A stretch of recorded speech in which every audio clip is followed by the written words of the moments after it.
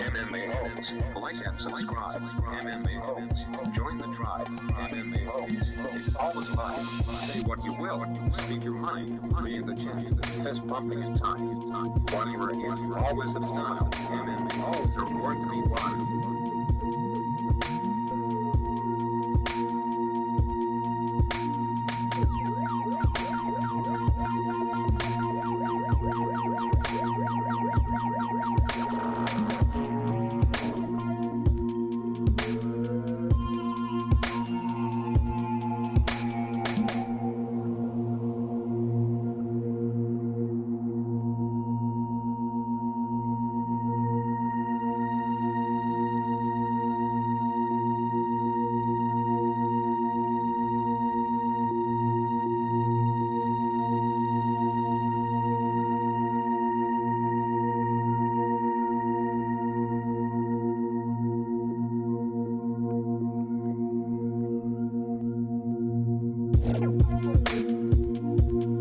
MMA-Holes. Like and subscribe. MMA-Holes. Join the tribe. MMA-Holes. It's always live.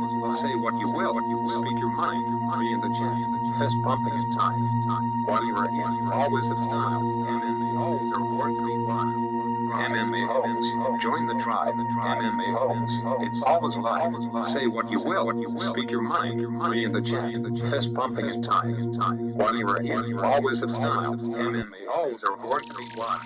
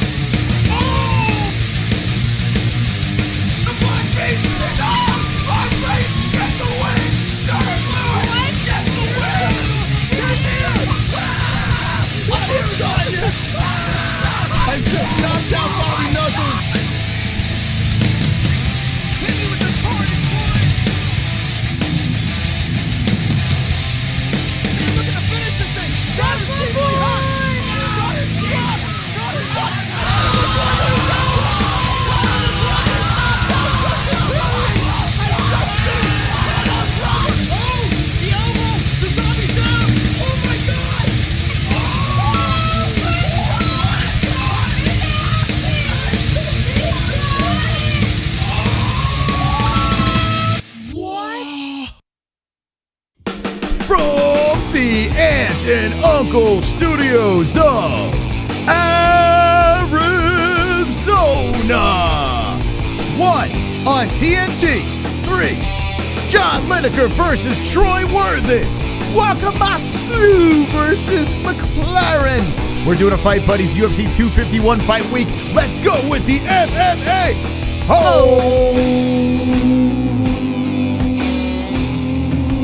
Yeah. Alrighty, how you doing, friends? Hopefully everyone is wonderful. This is not a new intro. This is our Fight Buddies intro because this is 1 on TNT number 3. We're reacting to one championship again. We watched 2 events. We enjoyed both. So here we are a third time. JBM, how are you doing? Wonderful, Moss. How are you? Wonderful. I am wonderful as well. We've got a lot of stuff to get to tonight with the UFC 261 fight week. Masvidal versus Usman. Part 2. Usman's winning. Usman. I don't want to call him the right way. I want to say it Usman. He's oozing with men. Yeah. We're going to be discussing the 3 title fights this Saturday. But before we get into that, we have a Fight Buddies tonight on a Wednesday night, a special Wednesday night. That's right, 1FC. To those of you that are just UFC fans, well, yes, there is other organizations. There are other organizations out there, and this one here in China, we got an event going down. Is this a Muay Thai fight to start off with? Let's see. It doesn't say. This guy over here. It is not a Muay Thai bout. This guy over here is not. He's not. Topology. Go to ONE FC's website, Moss. Oh, Tapology. That's John Wayne Parr. I know, but I like Tapology. So that's John Wayne Parr. Yeah, he's praying. So okay, so that's happening versus Nieky, Holzken. Holzken. Okay, that's going down. Now he's dressed in Muay Thai attire here, so I'm assuming this is a Muay Thai fight. Oh, all right. Anyway, we're referencing the Tapology, but ONE FC's website has the two boys. It says it's a Muay Thai fight right there. Yes, Muay Thai. Okay, very nice. So Tapology, well, you don't get them all right. That's okay. It's all right. They tried. Good. Anyway, how's everyone doing? Yeah, we're watching ONE FC. How's everyone in the chat doing? Before we get started here, we're going to go right into a fight reaction, but... Matt Stone waving to Uncle Mike H. and Aunt Ann from, she says, the only person losing their belt is Usman. What? You think Masvidal is winning? Get out of here. Gavin Masio says, I'm winning Pick'em League Saturday. Well, let's see. Best of luck to you. Oh, can you reach out to Mystic Roots? Right now? Well, shoot him a text only because of tomorrow. I can reach out to them after the show, yes? Yeah, send yourself a note because I would like to make an announcement if we do okay. that. Yeah, I just remembered. I have to, when things jump in my mind, I have to say it at the moment because what's going to happen is I'll say, I'll say it after the show, and then I won't say it. I won't. So, yeah, let me write a note. Onu Nick says Masvidal is going back to prelims. Nah. Well, after Saturday, he might. He might go back to prelims. Glove Touch says, I'm going to Jacksonville tomorrow morning. Are y'all... What? That was his joke. Yeah. Oh, we're going to get this Moss tonight. That was his joke. Okay. Are y'all doing a stream for the press conference tomorrow? Not that I am aware. What time is... the press conference is like 5 o'clock in the morning, though, right? No. What time is the press conference? I guess the press conference for UFC 261. I'm guessing that's what they're talking about. I did not even remember the press conference. We could. Wait, actually, we can't. No, we can't. We have people putting a new air conditioning system in here so we don't melt and the baby doesn't fry. So, yeah, unfortunately, no. Maybe, I don't know, maybe we'll surprise you with a phone stream or some shit, but as of now, I would say... No!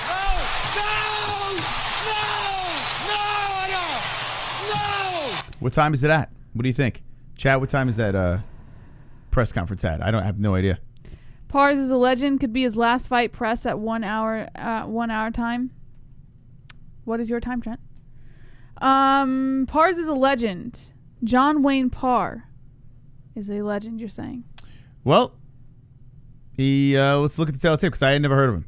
But apparently, I need the tail of the tape from Tapology because this one doesn't give. Yeah, well, okay. It's just 37 against 44. All right. So, yeah. Parr is a 44-year-old man.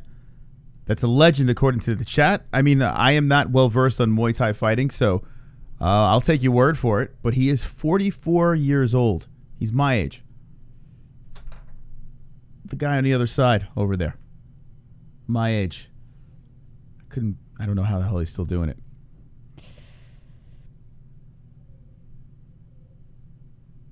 You all right? Yeah. Here's that announcer again. We got to get this guy's name. This guy's very flamboyant, and he's pretty good, actually. The ONE FC announcer, they're Bruce Buffer. Pretty good. He's got a very theatrical voice. But here we go. The camera pans out, and now we are looking at the 44-year-old man, the legend, Parr. Have any predictions in the chat? Jess, what do you think? Just looking at these two guys, the younger or the older guy, who are you going for? I'm going to go for Holzken. Holzken, okay. The younger guy. You don't want to go with the legend? Nah. Whoa, 99, 34-0. Wow. I tell you what, these Muay Thai fighters, they really pack on the fights. That is an insane amount of fights. Wow. How is this guy still doing this? Like, how does your body hold up after all those freaking fights? He just takes care of himself, I guess. He's got to be a freak of nature, man. All right, here's the other kid. Let's see, this guy, Holzken, 37 years old. He's not a young kid either. He's 93, 16-0. Oh, my God. Made the right pick. Oh, my Holzken. God. I don't know who that favorite is, but I'm assuming it's the younger kid. Nieky, the natural Holzken. Wow. FEMA Camp says roids. Ann says I for the old fart. Leo says tough motherfuckers for real. Nicole says, who do you know that mows the lawn in slippers? I don't think I've ever met anyone who mows the lawn in slippers. If I probably would. Does someone you know mow the lawn in slippers, Nicole? I probably would. I'm not going to lie. And flip-floppities? Oh, I guess flip-flops. Yeah, but why would you do... You're supposed to wear closed-toed shoes, because if you kick rocks back and stuff like that, right? I probably would. If they were by the door and I was too lazy to get my sneakers or something, I probably would do it. That's so dangerous. Why? Your toes aren't going to get cut off. No, if you kick rocks back, they say you're supposed to wear closed-toed shoes. Every time I mow the lawn when I was a kid, I was always told to wear closed-toed shoes.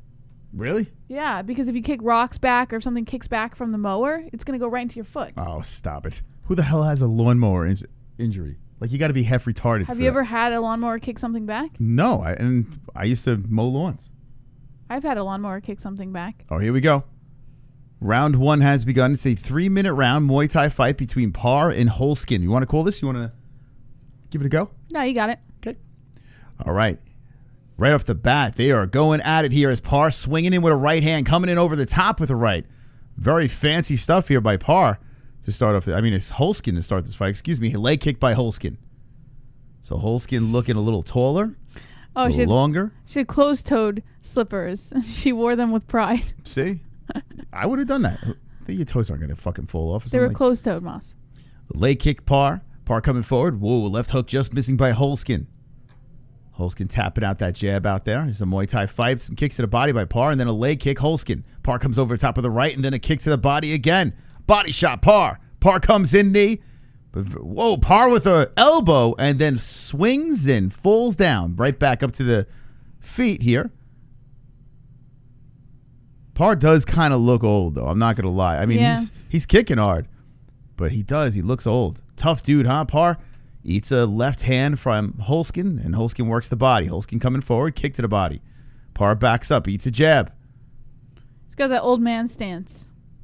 Oh, the left hook by Holzken landing on Parr's face. Parr with a couple more shots to the belly, but Holzken walking him down. 2 more rights coming in by Holzken. Oh, the spinning head kick by Holzken, dropping Parr. Parr gets back up, looks over to the corner. The ref's like, you okay?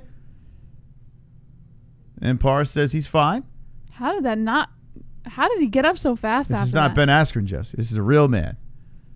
No wobbling. Man comes out of the break and starts letting him go, Parr. Kicks to the body, punches coming in, an elbow coming in, right hand coming in by Parr. Parr with the body shot. Another body shot by Parr. So Parr gets knocked down, and then a sense of urgency here as he is rocking to the body, then a right again by Parr. It's like he knocked some energy into him. Parr working the body some more. Holzken coming forward. So Holzken's eating a lot of punches here after that knockdown. And Parr with the eats the jab there. Another jab coming in by Holzken. Holzken with a right hand wobbling again. Parr to the fence, and then a flying knee. A right hook by Holzken. Holzken now letting him go. What a back and forth round here. Holzken looking to finish strong. Right again. Parr with the counter. Oh my God. Parr letting him fly, and then a kick tripping down Holzken. Ref says, hey, get back at it, boys. Body shot. Right. Oh, man. Parr ending the round strong now with the leg kick. There we go. Wow. Wow, what a round. Ben Askew is the greatest meme in MMA history, says Onu Nix. There's a Ben Askew meme?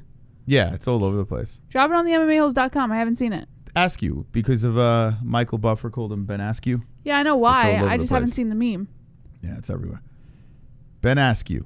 They're saying that's why he lost, because they said his name wrong. Or some conspiracy theorists are like, well, oh my God, Jesus Christ. This back and forth between. I tell you what, I really like Muay Thai. It is vicious. Shout out to Parr, though. He might have won that round. He was in trouble a couple of times, but then had some fantastic moments. Who the hell won that round? I'm going to go with Holzken winning that round. Damn, I wish we had had some... The old guy's getting KO'd? Yeah, I think so. I wish we had some stats with these two. What do you guys think in the chat? Who won that round? As we go into round number 2, I'm going to switch the round right now. Okay, let's start the clock, switch the round, and here we go. What's up, 2 Joints? Man, oh man, Wednesday night fights, 1 FC. How do you not like this? Some more leg kicks coming in by Parr. Parr rocking with the kicks to start the second round. And now some jabs by Holzken. Holzken backs up, and then a kick to the body by Parr. Parr with the kick to the body again. Here we go, Combo City. Parr letting them go, man, letting them fly. Look at those combinations. Damn, all Parr. Holzken eats him, comes forward, and then whips a jab in. Holzken trying to stay patient here as Parr is really firing away. Nice kick to the body, a push kick by Holzken, and then a left hand. Man, that jab went, the right hand by Holzken. Holzken now coming forward. Holzken letting him fly. Oh, Holzken with the left dropping Parr. Oh, and man, what a shot. Parr gets back up, looks over at the ref, takes a nice huff of oxygen, picks his nose, trots in place, and here we go again. Yo, Parr got rocked. It's like the fourth time in this fight so far that he's gotten knocked down. So as Parr gets back up, he starts coming at him. It sucks that he can't just like capitalize on him getting knocked down and just like pummel him with hammer fists. Whoa, a head kick coming in by Holzken. Side of the head, shin, baseball bat kick. And Parr goes night-night. And that is carnage. Oh, my God. Jesus Christ. Hold on. I want to see this again. Hold on. Let's watch this thing again. Was that the shin? I mean, my goodness, a perfectly planned head kick. Oh, they're kissing him. Holzken's getting some kisses. Parr seems to be fine as they hug it out. Oh, man, please. Come on, show. What's up, replay? Show this, man. It's not like the UFC, Moss. Yeah, what's up with their replay? What's up? They're holding back the carnage. Yo, come on, we got some carnage. You could have just carnaged it. Here we go. Hold on a second. Here we go. Kick to the body. Holzken comes in, waits, and then boom! Oh, my goodness. Watch it again. That was beautiful. So Parr threw a kick to the body, and oh, my God.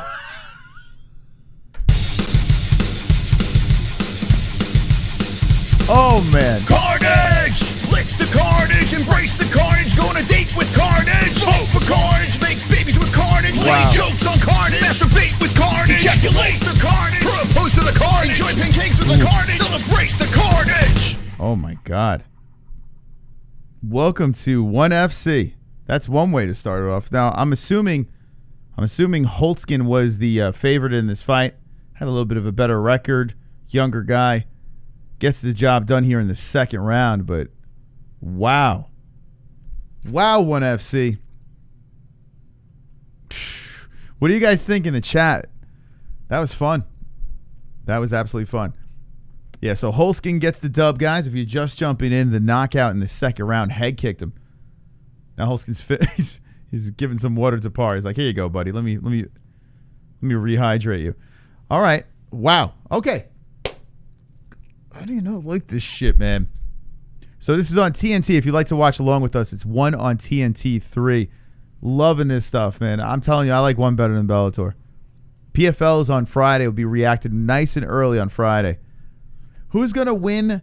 Who is going to UFC 261? I'm going to say win. I know the glove touch is going in. Anyone else besides the glove touch going into UFC 261? We'll get into the news with that after these fights. There's only 5 fights. So we'll whip right through this. But anyone else? Flo Rida going to UFC 261. Let me know in the chat. Chris Bro, Ellie is almost here. I know. Ellie could be here. Ellie could be going to UFC 261. Let's see. Thank you so much for this. Unfortunately, tonight I'm not on air as I don't have this here. I'm at my dad. Oh, here we go. UFC Celebrity and Classics. Everyone give him a round of applause. Hit 10,000 subscribers. Yes. That is extra noise. All right. When we hit 200 likes tonight, 200 likes, we'll play the subscriber goal song. So 200 likes.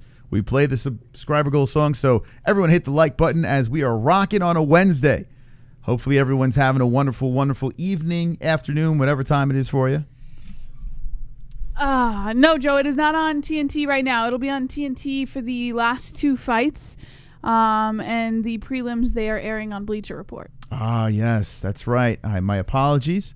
If you go over to the MMA-Holes.com, boom. Well, you'll know, right?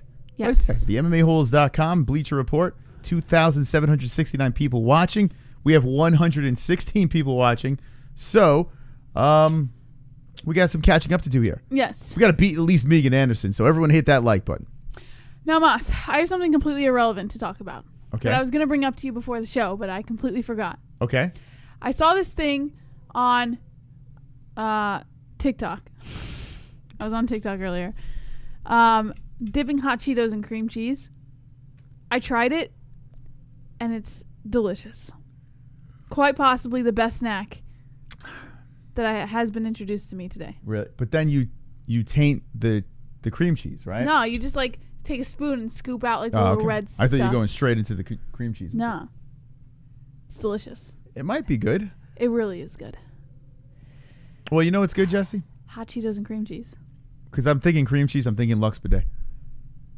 Because cream cheese makes me shit my pants. The Lux Bidet has saved my life, guys. Today. And yesterday. Yesterday, I had to go through something unthinkable. We went to the doctor to check on Jesse and the baby, make sure everything was going fine. And yes, Jesse is pregnant, and it's going to be popping out child very soon. As we're in the waiting room, we're waiting for the doctor to come in. My stomach takes a turn from the worst. And I say to myself, oh my God, I'm going to have to take a public poo.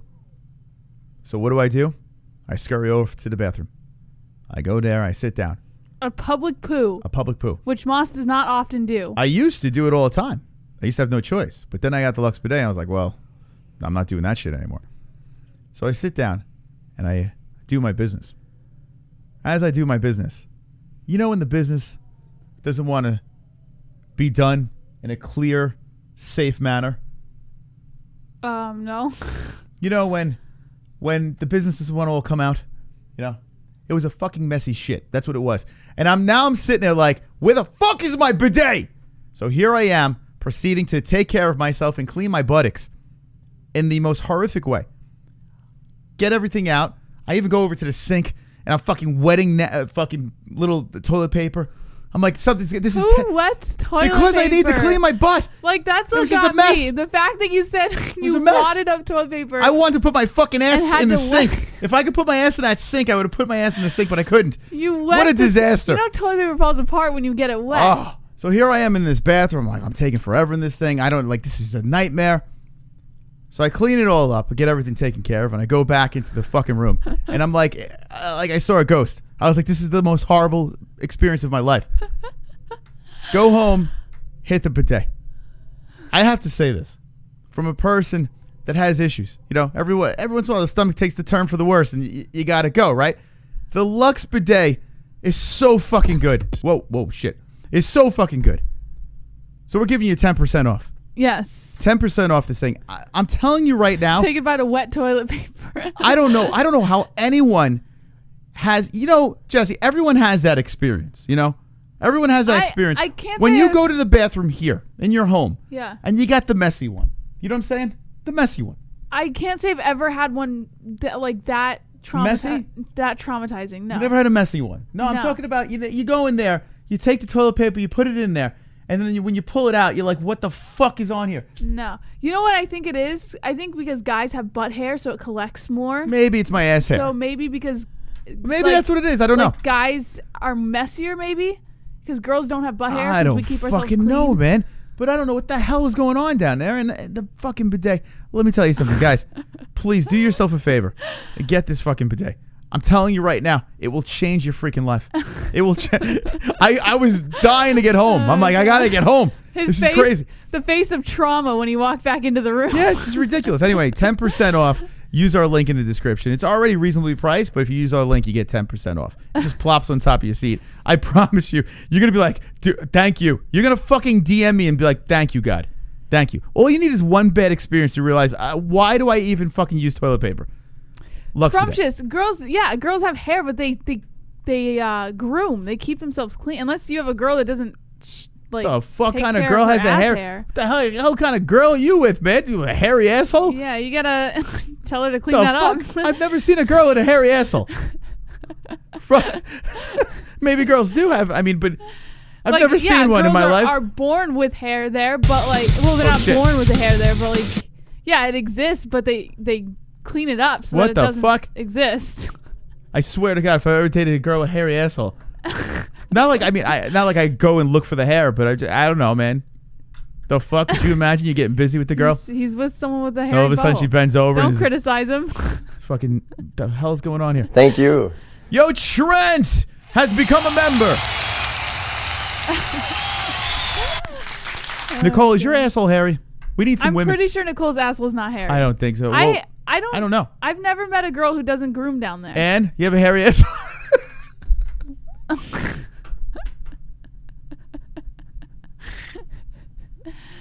All right, so we got another fight about to get going over here. If you just jumped in, yeah, we're talking about bidets and hairy assholes. See, she says no. Ryuto Sawada versus Miao Litao. Now, this one here is a strawweight fight. I'm assuming that this is a regular MMA fight. That's what it looks like to me. So that's the next one on the card. Now I can't stop thinking about Frumshus like banging a woman with a hairy asshole. I don't know why. I'm sorry, Leo. I'm just trying to help some people out, man. Even before they were a sponsor, so the fun fact with Lux Bidet, we contacted them. I told Jesse, I'm like, I fucking love this product. Just whatever they want to do, let's team up because I cannot live without this thing. I have these things, these issues in life, and I'm trying to help other people out here with the Lux Bidet. Okay, anyway, I made Jesse's sister buy me the Lux Bidet. You didn't make her. Yeah, I forced her. I put a gun to her head. And I was like, buy this for me.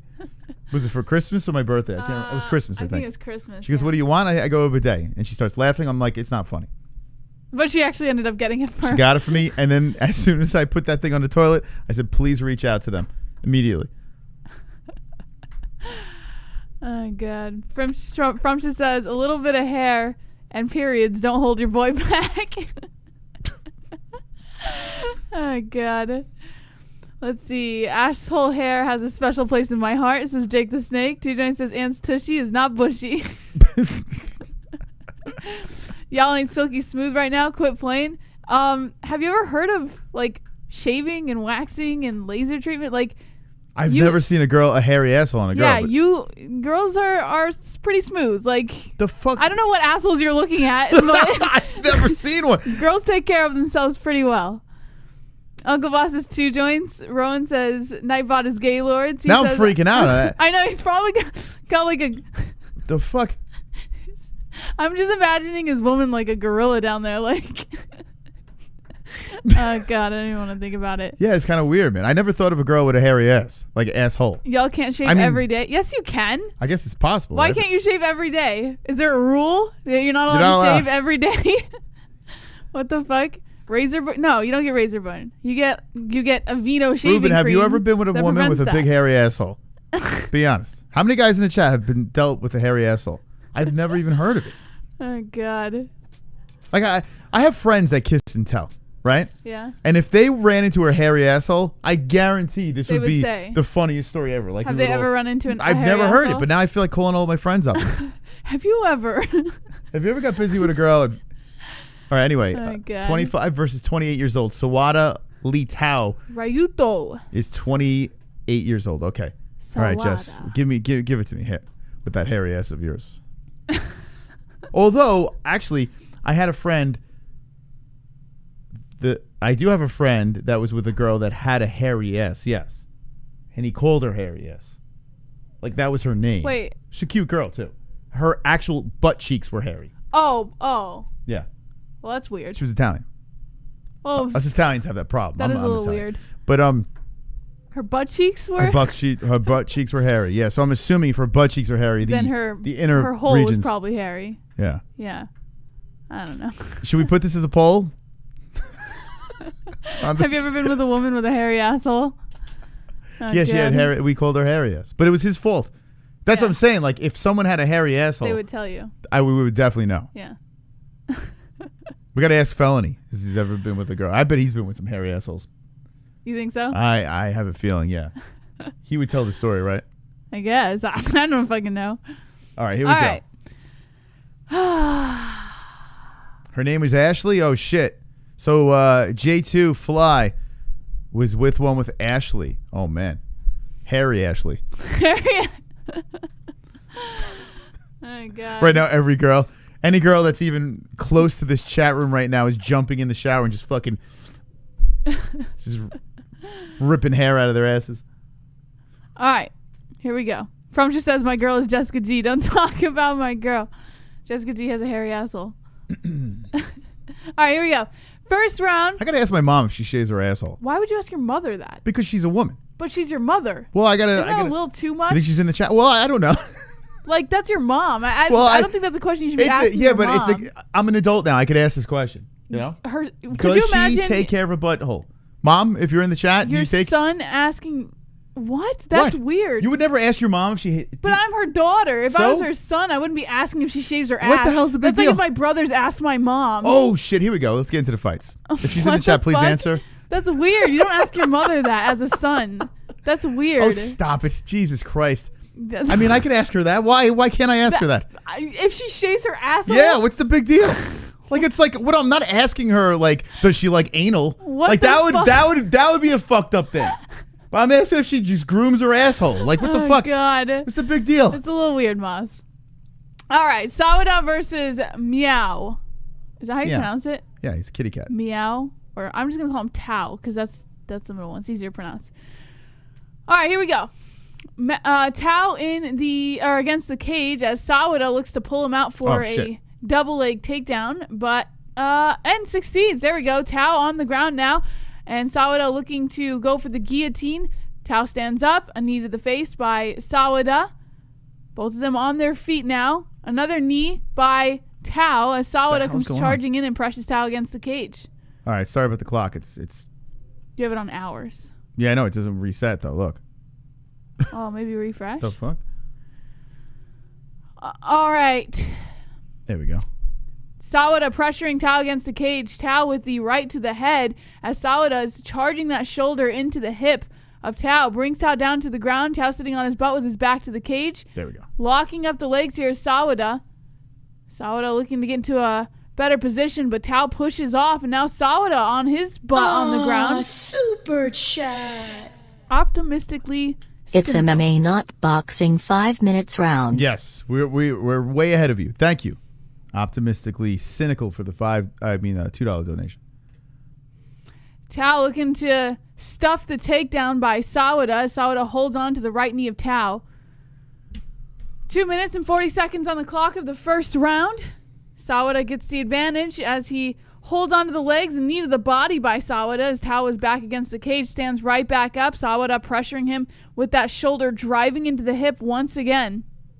Tao dropping some shots to the ribs here, and then an elbow to the face. Sawada breaks off, moves back towards the center. Tao follows a little bit, but keeps himself on the outside, wants to play that distance a little bit. Sawada comes charging forward with the right and then a left, and then tries to go for the takedown, but Tao gets the upper hand and falls into the guard of Sawada. Now Sawada on the ground. Back to the mat, and Tao lying right over him. Wonderful, wonderful. Hey, but why? With the exclamation point. Thank you, man. Tao inside the guard of Sawada, dropping that left to the ribs. Sawada looking to bring the legs overhead with 1 minute and 45 seconds on the clock. Is this Sawada? Sawada. Doesn't matter. Dragon Boy. Tao dropping some more shots to the ribs as Sawada lays there on his back, wrapping the arms around the upper body of Tao. Whoa, Sawada doing some great groundwork here as he brings the legs overhead, looking to go for the arm of Tao. Tao slips it out, falls into side control. Good defense there by Tao. Sawada almost had the armbar. Now Sawada laying on his back, kind of immobile here, looking to find a way to slip out of the grasp of Tao. And Tao just laying there in side control, brings that left leg overhead. Whoa. And Sawada gets the upper hand here. So nice back and forth on the ground. Yeah, Sawada pressuring Tao against the cage once again. Tao standing on his feet. Sawada looking for that double leg. Now single leg. Tao doing a good job with the defense. Staying on his feet. 38 seconds on the clock, and Sawada brings Tao to the ground, just drags him to the ground. A right by Sawada. And looking to take the back here. Looks to go for the choke. Brings that right arm around the neck of Tao. Tao fighting the hands. Good wrist control here for Tao. Sawada's left hand is stuck under the armpit of Tao. Sawada gets turned over onto his back. Good ground game by Tao as he completely flips the position and is now inside the guard of Sawada. Very competitive fight between these two. And that's the end of the first round. I want to call him Sawada. Then call him Sawada. That's how I'm going to call him. Sawada. Anyways, he got cracked. Whatever hit him on the forehead really made him purple up top. Did you see that? What hit him up there? I mean, they were scrambled around so much. He took a couple knees and elbows. Oh, yeah, there's a knee. Oh, damn it. This has some round. Yeah, good luck scoring this fight. Back and forth. Yeah, I'm going to go with Sawada for the first round. Wow. Damn, man. It's like night and day. You see these guys fight, it's like night and day. You don't see this shit like on Bellator. I feel like they don't have this fire. I'm curious what PFL is going to bring. Retire. Oh, shit. All right, here we go. Second round about to get started between Ryuto Sawada and Litao Miao. Do you think these guys shave their assholes? No, men don't shave their assholes. Actually, Chinese guys, they don't really have much hair. That's not true. Oh, shit. They don't. That's not true. That is true. Chinese men don't really have much hair. I'm sure some Chinese men do. There's no such thing as a hairy Chinese man. I'm sure you can find one. You ever see him try to grow a beard? Next exchange there between Sawada and Tao. Oh, he's Japanese. This says Sawada is Japanese. Both of them on their feet in the center, looking to stand and trade. Feeling each other out, being very patient with one another, respecting the power. Tao comes in with a couple of feints. Sawada not falling for, comes in with a right, misses. A right by Tao. It's hard to shave your asshole when you got a fat ass.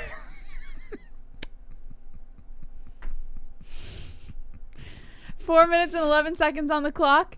And Tao gets Sawada to the ground. Sawada on his back inside and has Tao inside the butterfly guard. The ref did warn about back of the head shots there. 3 minutes and 58 seconds on the clock. And Tao is looking to keep the pressure on Sawada. It looks like he's about to fuck him. It's the way he just leaned his pelvis into the body of Sawada. Yeah, they're really into each other. All right, Tao fell into the guard now. Sawada looking to try and bring those legs to the thighs. It does look like missionary sex. Whoa, elbows coming in by Sawada onto the top of Tao's head. Tao dropped some hammer fists, but those ones were sharp. Sawada keeping that right foot up on the thigh of Tao, perhaps looking to kick him off here. Tao comes in with a nasty right, though, and Sawada turns over into the fetal position, giving up his back. Tao looking to take the back now. Doesn't have the legs locked around yet, though. 2 shots to the head, 3 shots to the head by Tao. Miao. Looking to wrap the right arm around the neck of Tao from the back. Kitty Cat's looking pretty good right now. 3 minutes and 4 seconds left on the clock. Oof, he got out of it. Doing a real good job controlling the position here for Tao as Sawada looks to find a way to field the shots. If you wash your ass properly, it's not an issue. How you going to wash your ass, though, after you take a shit, unless you have a bidet? Here we go. Tao tried to go for the rear naked choke there, but Sawada slipped out. Now Sawada looking to go for a choke as they stand up. 2 minutes and 34 seconds on the clock, and Sawada tries to pressure Tao back to the cage, now trying to drag him to the ground by his neck. And Tao doing a good job staying up on the feet. They break off and move back towards the center of the cage. This is nuts, man. These guys are relentless. A 1-2 there by Sawada, landing on the face of Tao. Gotta get these flyweights in the UFC. A left by Sawada, and Tao comes in with a couple counters, landing nice and clean on the face of Sawada. A right by Sawada. 2 minutes and 3 seconds left on the clock. Tao on the outside. Slowing down a little bit, being a little more patient. How much do you think these guys are actually making? Sawada and Miao. I don't know. Like, how much could they possibly be making here? I don't know. Couple of feints coming in. Left by Tao. A left and then a right by Tao. Sawada comes in with that counter left, landing cleanly on the temple.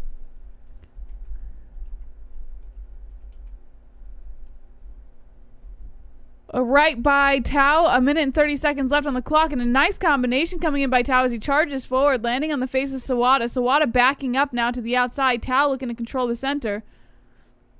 They do have bonus.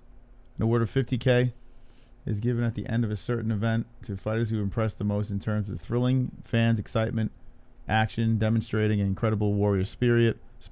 So they get $50K bonuses. I mean, they don't probably give them out as much as the UFC does, but there's one $50K bonus that comes out. Not bad. If you have 5 fights on the card, you got a decent shot. Only 55 seconds left of the second round, and these two are looking to stay on the feet for the remainder of the round, it looks like. They have zero interest in taking each other back down to the ground. Tao is definitely at the advantage there on the ground. Sawada could... Nah, I don't think he could steal this round back. I mean, even with the striking, he's looking pretty good with the striking, but Tao coming in with some nasty shots like that left that just landed, and then another right by Tao. Tries to come in with that kick to the body, but doesn't land. Both of them in the center, circling around one another. A left by Tao. Tao goes in for another left, but misses. Sawada coming in with a 1-2. Tao goes in for that 1-2 again. Tao trying to keep the pressure on Sawada. Sawada charges forward with the combination. Tao landing. Sawada goes for the single leg, and a hammer fist by Tao breaks Sawada off. Sawada looking to charge Tao into the cage again, but Tao wraps that right arm around the neck of Sawada. Sawada on his knees, and that's the end of the second round. According to Rai, they get paid in ramen noodles. Wonderful. I don't think these guys are making much, and they're fucking killing each other. Who's winning? I'm gonna give this round to Tao. Tao. All right, get ready for round 2. See what's going on in that chat.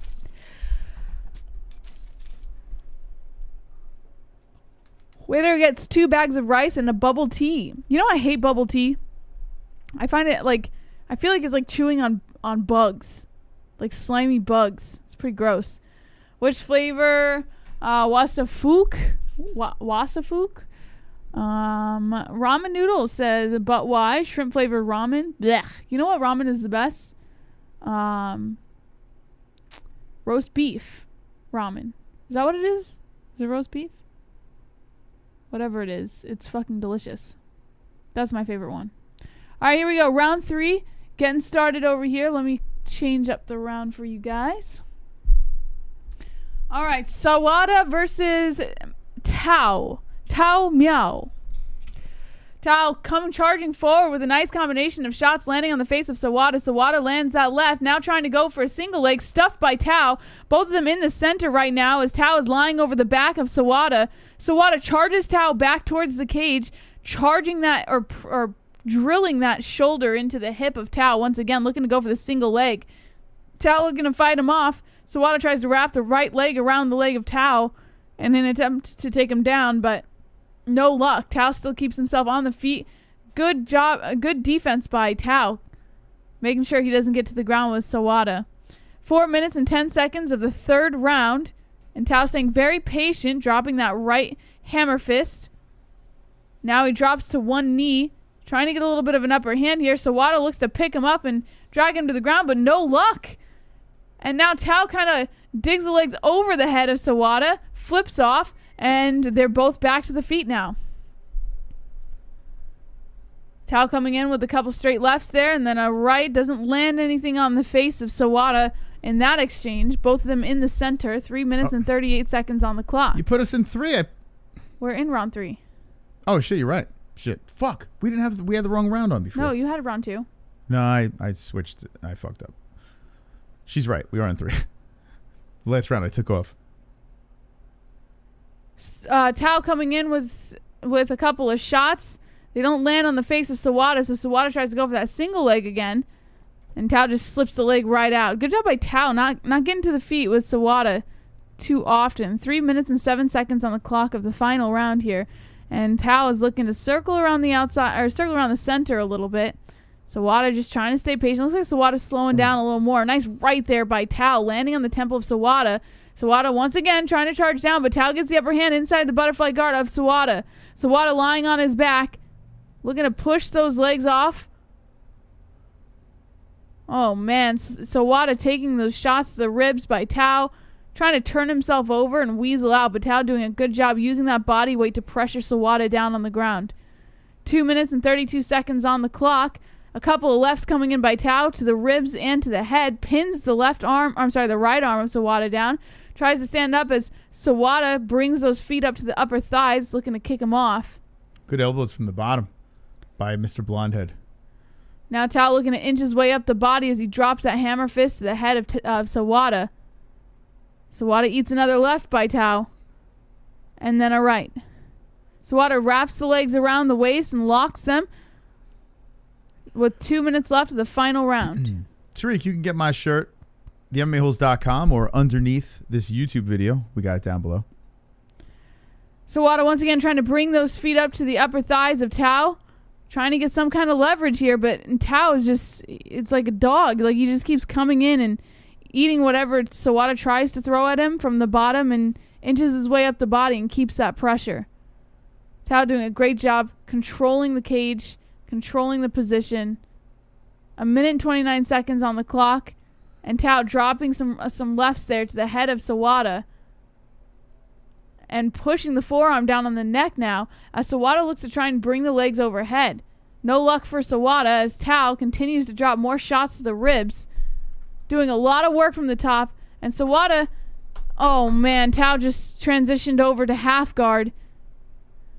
Tao doing a really good job on top here. Sawada trying to buck him off the hips, turning over onto his right side, and now he's about to give up his back as Tao just, oh my god, Tao just easily takes the back, wraps the right arm around the neck, looking to go for that choke, but Sawada turning over onto his knees, looking to stand up and falls onto his side once again. Tao drops a hammer fist to the left ear of Sawada. Sawada just taking the beating right now, tries to lock in that right leg of Tao. Good job by Sawada, keeping Tao from being able to kind of stand up over him, holding on to that leg. In the fetal position, face down on the mat, 25 seconds left of the final round. Sawada, oh my god, is about to get stretched out by Tao, trying to fight off those legs as Tao is looking to wrap him around the waist. Sawada did a good job with that defense. Kid's strong though, huh? Yeah, Sawada looking to wrap up the legs now. Might get the upper hand in these final few seconds, but it won't be enough to steal the round. Tao just using all his upper body strength to hold him at bay. Just pulling the top of Sawada's body, and that's the end of the final round. I'm going to say Tao won. Yes. Miao Li Tao should be the winner. Miao. As we go to the, I'm just going by, listen, I'm going by the order they put it in. Which is Li Tao Miao. No. Look, ONE FC has Miao Li Tao. Oh, I see. Yeah. So who knows? Who fucking knows? But yeah, I'm going with that kid. I think he got the job done. Kind of controlled it. Got a little comfy in the third round, and not as much fireworks as the first few rounds, but still, with that, regardless, it was fairly. Who gives a fuck? Who cares? You're really selling it. Who cares? Who cares? Miao gets it. Miao. Miao, Official results. If Sawada gets the win here, then I'm never watching ONE FC again. That's it. They look the same, right? Like, just one has blonde hair and one has don't. black hair. I mean, at this side by side. Oh my goodness. I don't see much of a difference. Like this, they look different. But, okay, so Miao gets the win. Miao. Fun fact, Jesse. What? His name has nothing to do with what he had for dinner tonight. What? What'd you say? Forget it. I didn't hear you. Forget it. It was a very inappropriate joke. Okay, let's go into the next fight. Okay. All right. Let's see what else we got here. As we're rolling into, it should be Marat Gafurov versus Yoon. Yoon. Okay. Here we go. Gafurov versus Yoon or Yoon. Not sure which way you want to put it, but this is the next fight over here. And yes. Yes. Okay, 1FC on TNT Parr is what's going on right now. And we're reacting to it. This is still the preliminaries, or what they call the lead card. And then we have 2 fights on the main card.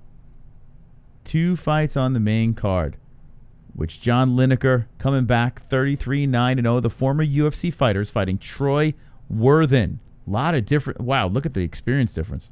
7-1-0, 33-9-0. Okay. All right, so this is the main event, but that's not happening right yet. If you're looking for the fights, go over to the MMA-Holes.com. The MMAHOLES.com. You can find it right over here. It's on Bleacher Report. We've got the MMA Holes live as well. We're beating Megan Anderson. We're beating Jens Pulver. We're beating the UFC. In the ratings right there. Now we're trying to catch Bleacher Report, who's actually showing the fights. We're just reacting to them. But hit the like button if you'd like to support the show. And you can be wonderful. The UFC is showing extra rounds with Jens Pulver. So how does that happen? Jens Pulver and Jens Pulver. It's double Jens Pulver over here. Okay. That's on the MMAHoles.com. Let's see what's up in the chat. Uncle Mike H says, wonderful. Drunk Savage says, hey, knitter. But Wise says, who won between Nieky and John Wayne? I missed the end. Well, Wayne did not win. I can tell you that much. Nieky ended up taking the win by knockout. Second round. Yeah. We're number 2, says Matt Stone. Gavin Macias dropping the wonderful. Infinite Conscious says, all white people look the same, bro. Girls always mistake me for a young Brad Pitt. LOL. Just kidding. You sure?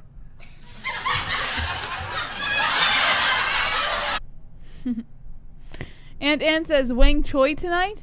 But Y says damn. And Ann dropping the wonderful. Aztec Annihilate dropping the plus sign for some reason. Heavy Micro laughing in the chat. Adam Bush says holy folk. All right, let's give a shout out to our sponsor Head Rush over here. If you want 20% off your Head Rush, JBM is wearing her Head Rush right now. 20% off, promo code MMAHOLES. Head Rush is provider of the highest quality authentic apparel for lifestyle, MMA, and action sports enthusiasts. Men and women's clothing ranging from hoodies, t-shirts, workout apparel, and more. Be part of the chosen few and save 20% using promo code MMA-Holes. That's promo code MMAHOLES with the link in the description below. Okay, also we got Ballsy. Taking great care of yourself doesn't have to feel like a chore. Ballsy products are developed with unique active ingredients to keep you feeling and smelling better than ever before.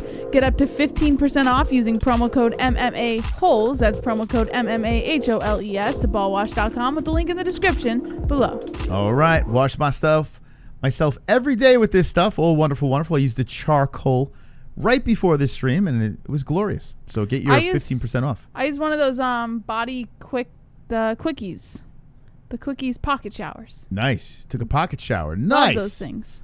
Okay, what else we got? Say goodbye to toilet paper with affordable premium bidet attachments by Lux Bidet, or in Moss's case, wet toilet paper. I tell you what, I spoke about this earlier in the stream. You get my whole disgusting story about this. This stuff, I'm telling you, put this on your toilet. Stop being a fucking heathen. Lux Bidet attachments gently cleanse your skin and butthole, leaving you feeling refreshed and confident. Save 10% at checkout using the link in the description below. Again, that's 10% off at checkout using the link in the description below. All right. And by the way, the answer to Ann, Head Rush does have hats. Their hats are actually really fucking nice. Yes. Pulse got his. Did he get his yet? I don't know. Haven't heard. I don't know. I do know that Head Rush has been, they do have a notice on their website that they're taking a little longer to ship things out lately. Because I guess with all this COVID stuff and everything, they don't have as many people. We'll find out when Pulse gets his stuff, or if he got it. I would like to know his review. It's a nice hat that he got. All right, what else we got? We got some Mystic Roots, baby. Yeah. Get top quality organic CBD products, including extracts, hemp flowers, cosmetics, edibles, and more. Get up to 20% off using promo code MMA-Holes. That's promo code MMAHOLES at mysticrootscbd.com. Again, that's mysticrootscbd.com. Promo code MMA-Holes for 20% off. Stuff is absolutely wonderful. The best in the game. If you want CBD, if you want to clean up your mind. This stuff is great, man. Ease your mind from anxiety and all that other crazy stuff. This stuff is the best. For shizzle. I saw in the chat, I saw Nightbot putting in the link to the UFC, and that's right, UFC 261 is this weekend. So if you're going to watch the fights, use our link, please.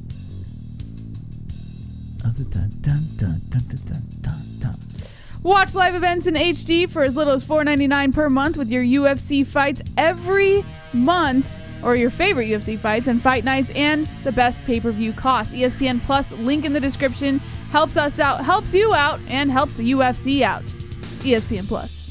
Okay. Now, oh shit, we bought it, and oh man, what if you go into labor? Will they give us our money back? I hope so. What are you gonna say? My wife went into labor. Yeah. I'm gonna say, listen. Can I get a refund? Listen, we buy all your events. My wife's in labor. But why would you do that? Because we would want to go back and watch it anyways. No, it's true. So we're gonna want to keep it. So we were still gonna end up buying it. Good point. Good point. Good point. All right. Yeah, use our link. Help us out. Be wonderful, wonderful. All right, let's go into the next fight over here, as we have Yoon versus Gafurov.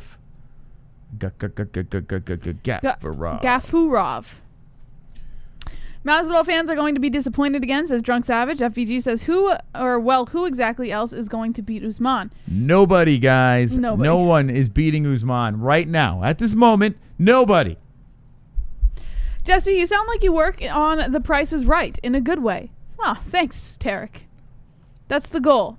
You sound like Bob Barker. Sound like I'm on a game show. Moss will be watching it on his phone while Jesse is in labor. Okay. And says, yeah, I know, me too. She has her work cut out for her. Hope her mental game is there. Are we talking about Rose Namajunas? Talking about you. No. Yeah, Rose. Yes. I hope Rose gets smashed. I'm gonna say it. Listen, whatever she went through in the past, that sucks. And she seems like a nice girl in the whole deal. But let's be honest, not a fan. I like Zhang Weili. Rather root for Zhang Weili. Sorry, not sorry. I don't give a fuck about Rose. She beat up my Yoani and J-Check, and I never forgave her for that. Twice. I'm not going to forgive her. I'm not going to forgive Rose for what she's done to my JJ. She beat her up so bad that JJ had to get breast implants, Jesse. Mm-hmm. Rose has amazing skill, but Zhang is like a Mortal Kombat character. Yeah, Zhang is. She's a monster. It's crazy. Khamzat smashed Usman, then Izzy, then Yan. No way. Get out of here. That sounds so ridiculous. Khamzat might be the guy. Smashes Usman, Izzy, might and Yan. Right now, welterweight. I'm looking at divisions. Look at the whole division. I say, nope, no one's beating Uzi. No one's beating him. But if Khamzat is what everyone says he is, maybe Khamzat's the guy. And could you imagine if he goes up and smashes Izzy? What if Izzy never wins another fight? What if, like, Jan Blachowicz took his soul, and now he comes back, he fights Robert Whittaker in the rematch, and Robert Whittaker bounces back and wins. Now Izzy's on a 2-fight losing streak. Who knows? You never know, man. Like Devin says, retire! Retire! Who knows? Maybe Khamzat's the guy. Who are you picking? Or who are you rooting for? Let's go with this way. Who are you rooting for? Rose or Zhang? Rose or Zhang? Who are you? Not who's going to win. Who are you rooting for? I'm actually curious in the chat. I know a lot of people are rooting for Rose. Tough girl, man. She's she could beat you anyway. But she married what's his face. So I don't know, man. Zhang. How do you feel about black people? Love them. What kind of question is that, man? I told Destroyer a million times. I wanted to be black when I was a kid. I hate white people, man. White people are fucking assholes. Let's see. Rose is unstable. I can't spell Yang. Zhang. Well, there you go. Rose because ball girls are hot. Rose. Ball girls are hot. Zhang, let's go Red Nation. Rooting for Rose, but I don't see it. Pat Barry. Thug Rose. I got the N-word pass I love them. I wish them they could both win since the glove touch. The glove touch likes both girls. Yeah, I think they're both likable girls. I don't think they're like nasty girls with their attitude. You know, Rose is a very religious girl. She's very respectful. So those are two things that are, you know, you can look up to Rose, right? She's the type of girl that if your daughter wants someone to look up to, Thug Rose could be one of those girls, an inspiration. I just don't know why. I'm just not into her. I don't know why. I liked her in The Ultimate Fighter. She cut her hair, got all weird with Pat Barry, and fucking started freaking me out. I like Zhang, though. I do. I would never live in a black neighborhood. I lived in my neighborhood before this was, if you saw where we shopped and everything like that, we had a very diverse neighborhood. Very, very diverse neighborhood. I had no problems with it. Not a problem at all. What are we doing, boys? We're watching some fights. McGregor gave her PTSD with the hand truck. All champions keep belts. Let me think. Kamaru, yes. Zhang, yes. Yeah. Yeah, it's a lock. Shevchenko, Zhang, and Kamaru. And still. Don't even have to buy the pay-per-view now. Spoiler alert. Right? What do you think? All champs keep belts? I think you are the most amazing person in the entire world, Moss. What did you just eat? Chocolate. And chocolate gave you? I really appreciate you. Thank you. And I think you do a lot for this show. Where is this coming from? I just want you to know you're appreciated. Thank you. You're appreciated too. I appreciate you saying that you appreciate me. The fuck did that come from? Okay. Goes 0-3. No, I'm pretty confident. I'm pretty confident about those picks. I understand they're all favorites. I think you have the best shot with Rose out of the three. I don't think Andrade is beating Shevchenko. Sorry, guys. Sorry, not sorry. And we all know Masvidal is going to lose. If Masvidal wins, though, I'd be pretty happy because the possibilities after that would be a lot of fun. But I don't know. Like, out of the three girls, out of the three fights, championship fights, UFC 2. 51. Is it 51 or 61? 61. 61. Yeah. UFC 261. Who is the best underdog out of the belts? Ooh. The best underdog is in like who has a better chance of winning? Is that what you're asking? The best underdog out of all three. Well, Masvidal stands no chance, so that's just automatically next. I am going to be very shocked if Masvidal beats Usman. My mouth will hit the floor. I would pull my tongue out of the mouth. I would twirl it around my hand and punch myself in the head.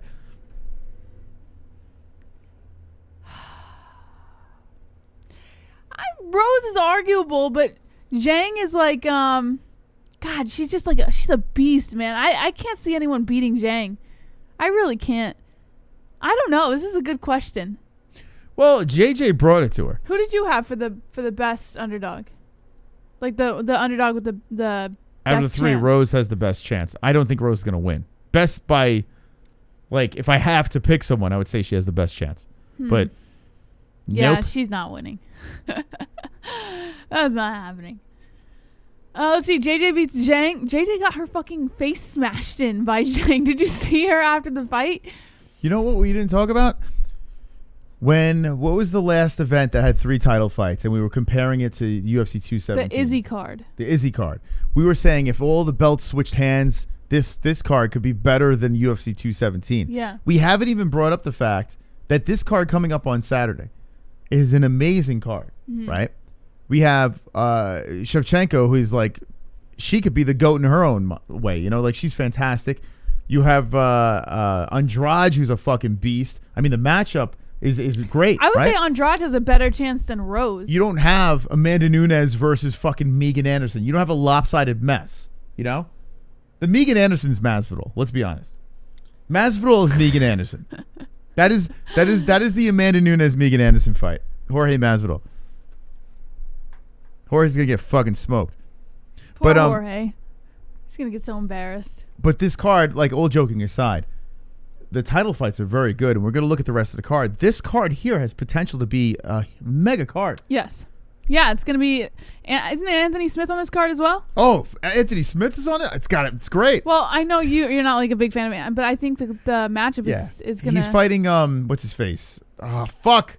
I was just watching... Oh, Jesus Christ. Anyway, this fight's about to get going over here. Let me look at it. Help me out here. Help me out. I was just watching the fucking Jimmy Crute. Jimmy Crute. Hold on. Let's get ready to start round 1. There we go. Round 1 has begun. We'll give you the play-by-play. Yeah, you got Weidman versus Hall, the sequel. I know a lot of people are down on Chris Weidman, but the dude's coming off a win. This fight happened in the regional scene against Uriah Hall. Alex Oliveira is exciting, too. It's a good card. You got Randy Brown versus Alex Oliveira. Yeah. It's a very... this card's better than the Izzy card. Yeah. No doubt in my mind. But the problem But the is... Izzy card was really No, well it wasn't. matched up. Because if you look at the title fights on that card weren't as good as these title fights. You think so? Yeah, these are... I think you could give an underdog a chance, I guess, right? You can kind of give him a chance if you would like. I don't know. Anyway, let's get into this fight over here. We have Gafurov versus... Okay,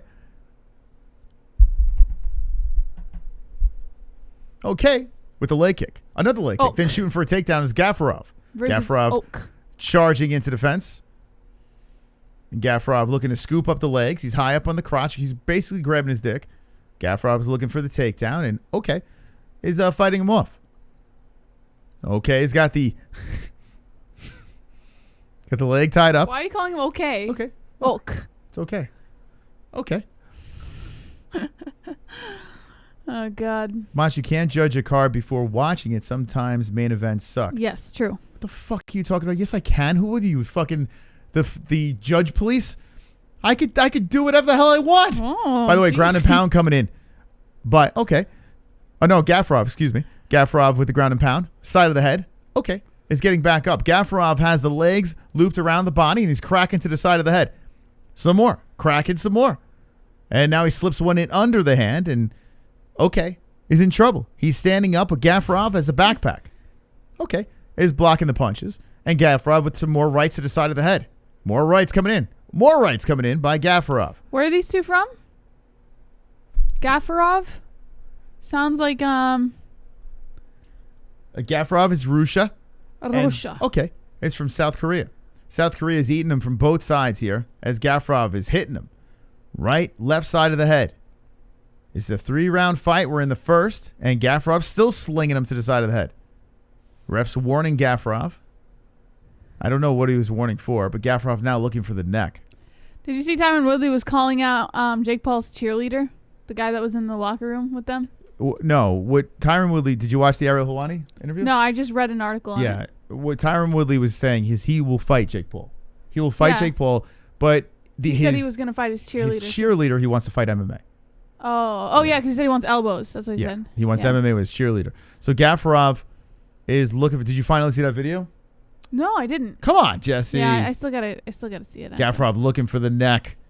Is still standing there. Is fighting off the hands and does a good job peeling the hands apart. We have 2 minutes left in this thing, and Gafurov is still locked around the waist as a backpack. Why don't you call him Yoon? Because it says It says it on the screen. Gafurov still working on my man. So, he's still standing there with Gafurov wrapped around his back. Gafurov hanging on. And he wants that neck again, but he's fighting off the hands. Oh, God. That's Jay Leon Love. He boxes. Not bad YouTube him. He's got some fights, but that was bullshit. He's a clown shoe fool that Jay Leon Love. Yeah, I didn't know his whole backstory. I just know he was like talking bad shit when Woodley was wrapping Askren's hands or something. No, Woodley No, Woodley was checking the gloves. He was checking Jake. He was in their locker room. He was checking Jake Paul's gloves. And that guy fucking slipped in like a knucklehead. Anyway, Gafurov is still wrapped around the waist. Has he slipped off yet? Jesus. And he's still rocking some right hands in. My God, the whole entire round, Mr. Yoon has had this Russian backpack hanging off of him. And more rights are coming in. Damn, you got to be exhausted from 5 minutes of this. We got 35 seconds left. Gafurov's still hanging off. He's trying to tie up the hands. He wants that neck so bad. What balance, though? You got to give Gafurov credit, right? The guy he is relentless. Still wrapped around. But what about Gafurov's legs? That's got to be tiring, right? Having him locked like that in that position for so long. No, it looks like this is something he does on a regular. This is so bizarre, man. An elbow slipping in by another elbow coming in. Okay, this round is winding down. It's been all Gafurov here as he does slip off the waist and they go to their corners. Gafurov is kind of huffing here. That's got to be tiring. Yeah, he's looking a little tired. Gafurov looking like a geriatric Wolverine. Okay, lost that round. Gafurov pretty much dominated him. Would you go 10-8 in that round? Like, what would you say? How would you score that? I would say he dominated it. One FTO says sorry, but one FC sucks. I mean, you got one fight so far that you're like, it's no good now. The other fights were good, and then all of a sudden we get one that's not so good. Wonderful. One fight in 3 weeks, it's not good. Now all of a sudden it sucks. Joanna versus Welly was still a very close fight. Was. Fights aren't scored by facial damage. Jessica Andrade did the same thing to her forehead. Now I saw someone in the chat saying that Zhang Weili is overrated. I have to politely tell you to go fuck yourself. You could say it was a close fight, but do you really think Joanna won? I tell you what. I don't think she won. I think Weili won. We had this argument many times because people saw Joanna's face, like the glove touch said. But like you said, damage aside. You asked me a question. I was asking glove touch a question, but okay. Feel free to answer on behalf of him. Well, he can't answer. He's in the chat. Like he's stuck. He can answer. I'm answering. Anyway, second round. That fight was very fucking close. Yes. There's a reason why it was fight of the year. It could have went either way. When we watched it live, we made arguments saying, hey, if Joanna's face didn't look like that, she might have won the fight. It was very fucking close. But Zhang did more damage, and you can't really have someone with a balloon face like that take the win. You know, it just wouldn't be a good look. But I could see the argument.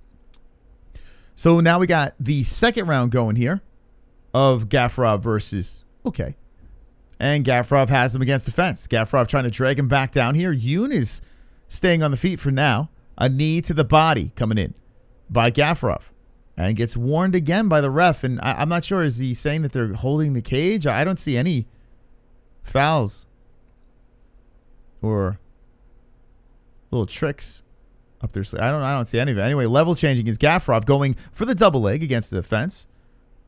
And Yoon is fighting him off. Yoon is now hitting him with some elbows to the side of the head. Yoon is really letting him go. And Gafurov still crotch sniffing here with the arms around the waist.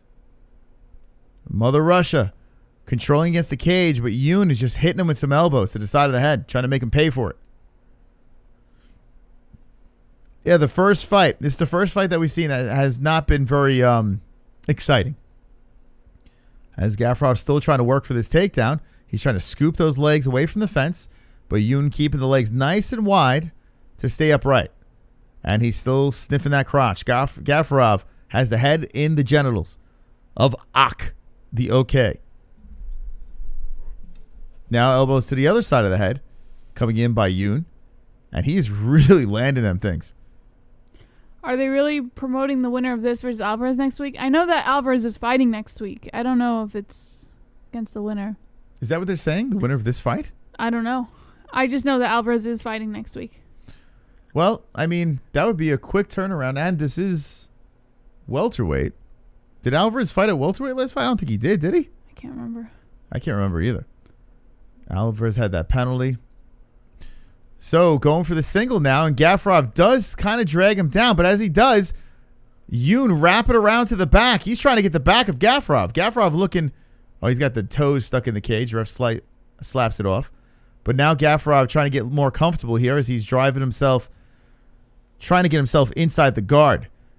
But Yoon has the leg up very high over the shoulder of Gafurov, and Gafurov is tangled up on the mat with him. Gafurov does have the better position as he's trying to land some right hands, but Yoon has that leg up high, and he's hitting with some rights from the bottom. Very active is Yoon from the bottom. Now a hammer fist to the side of the heads of Gafurov. Gafurov slips into the guard. And now 135 left in this round. Gafurov is where he wanted to be. Gafurov slipping some right hands in. Yoon trying to fight him off. But Gafurov working the body and working the head. Yoon slips in an elbow from the bottom. Gafurov still inside the guard.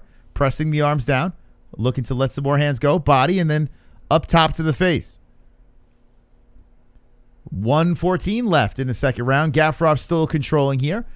Yoon trying to get his legs out and push Gafurov off.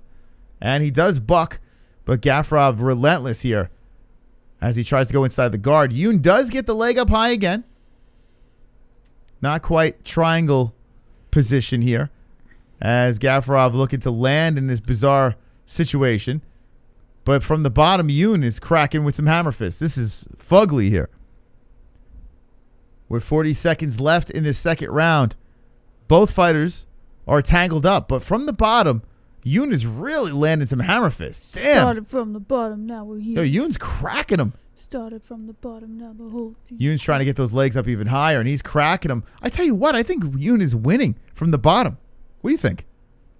I would say yes, sir. Right? I mean, Yoon is doing way more damage and more work, get more work done here. No, I'm just kidding. I think Gafurov's winning. Now Gafurov slips inside the guard. I don't know. 10 seconds left. Now Gafurov trying to end this one strong. He's landing. I don't know, man. Gafurov trying to loosen those arms up some more. Body shot and hammer fist. So Gafurov ends the round in the more dominant position, but I don't know. You can't win from the bottom. Yes, you can. You haven't watched much MMA, apparently. Yes, you can. You can win from the bottom. You could actually outstrike your opponent from the bottom and win a round. Depends on the judges, though. Filipino fighters that suck the big ones is Tarek. That's nice. Trent says that was weird bottom dominance. That's strange, right? Uncle Yash says according to the judges, you can't win from the bottom. What? Yeah, you can. There's no can't in MMA, bro, says Johnny Smith. Onu says, Uncle Yash, what do you mean? Ask Tony Ferguson. He will answer. Yeah, El Kukui.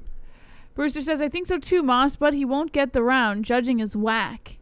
All right, we'll see. Pale Monkey with the thumbs up. Drunk Savage with the Fat Mike H. Fat Moss says Uncle Mike H.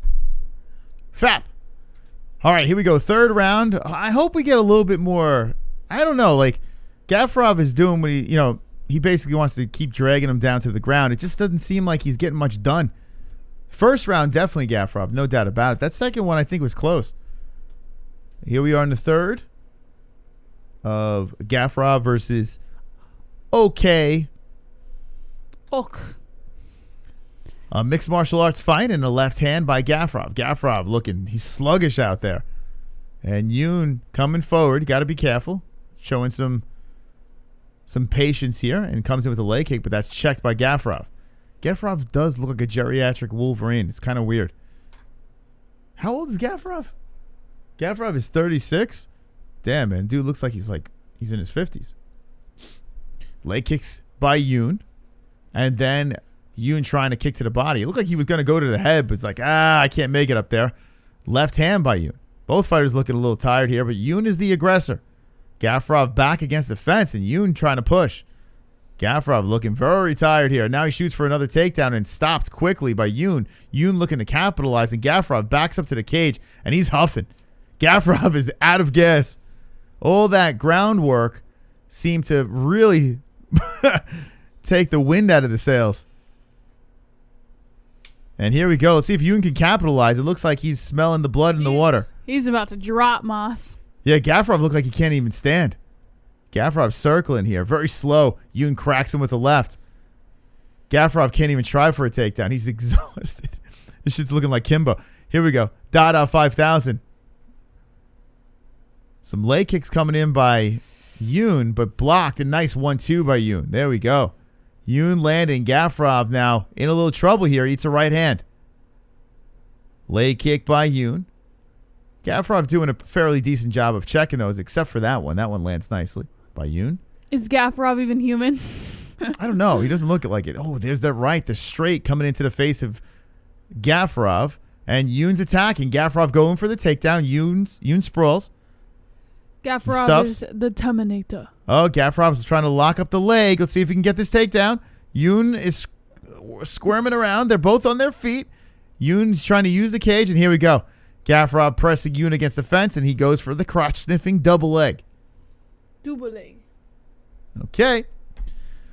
Okay, this is the first fight in 3 cards of ONE FC that we've been reacting to. 3 in a row. This is the first fight where I got to say, this is number 1 bullshit, man. This is number 1 bullshit. Number 1 bullshit. Gafurov is going for this takedown once again. He is relentless here, going for this double leg. He's wrapped around the waist now. And Yoon's trying to keep this on the feet. Oof! I think gymnastics will be Ellie's choice. Alvarez will destroy Ak next weekend. So if that is the case, that Alvarez is going to fill in against to fight one of these guys, I would have to agree. Unless he hits him on the back of the head. Yeah, unless he's disqualified. So Gafurov on his knees now trying to get this takedown. I mean, he is just relentless. And Ak is just trying to fight him off here. Gafurov going for the single leg. My God. What's wrong? This is so bad. This is so bad, guys. This is bad. Hit the like button if you think this is bad. This is not good, guys. Gafurov still... Any rush in the chat? Your boy, man, is relentless. This is a typical MMA fight. They are high level but are canceling each other out. Gafurov not really taking any chances. Here we go. Brewster. So Gafurov does get him down to a knee. Yeah, Gafurov he's a one-trick pony for sure. And I have nothing wrong with that. There's nothing against that, but it's just kind of like seeing these guys gas out in the 3rd round and just it's kind of tough to watch. Regardless of the fact, Gafurov is relentless. He's got him on a knee. Ak does get up. Now back down to the knee. Ak trying to get back up, and Gafurov trying to hit him with the knee. Right to the chest. Now Gafurov slipping around to the backside as Ak is on a knee. Yoon cannot get up here, and Gafurov... Oh, Yoon is standing up. Gafurov is hanging off the back again as Yoon is bent over. Yoon's trying to shake him off, but Gafurov looking to put a hook in, and here we go. Another Gafurov backpack like the first round. This guy is... Toes in the cage, man. So Gafurov does get slipped off. He gets shaken off there as Ak trying to slip out, but Gafurov has him tangled against the fence. Now Ak going around for the back of Gafurov.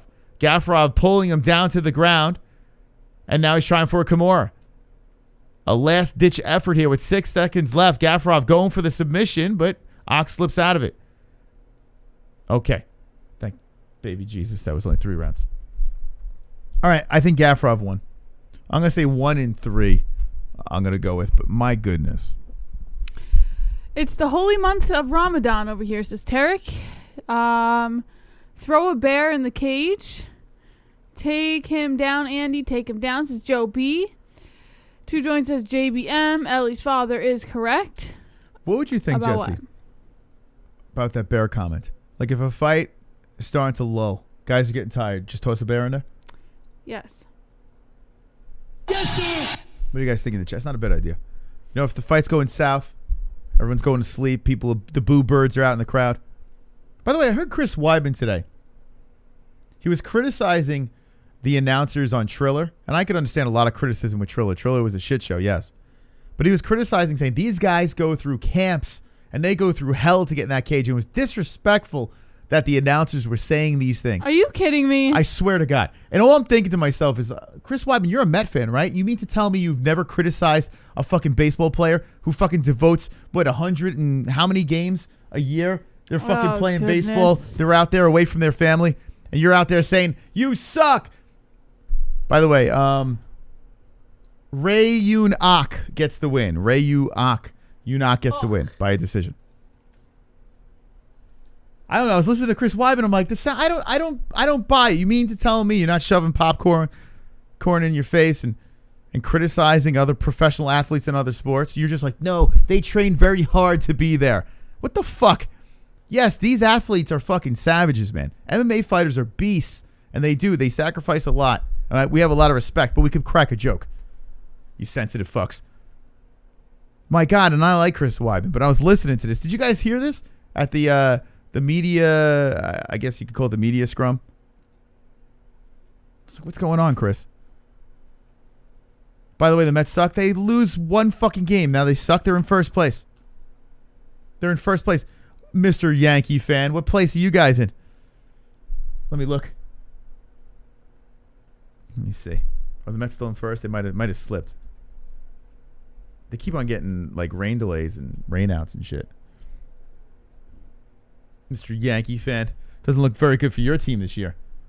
Oh, Mets suck, huh? Doesn't look like that to me. They're sitting at top, first place.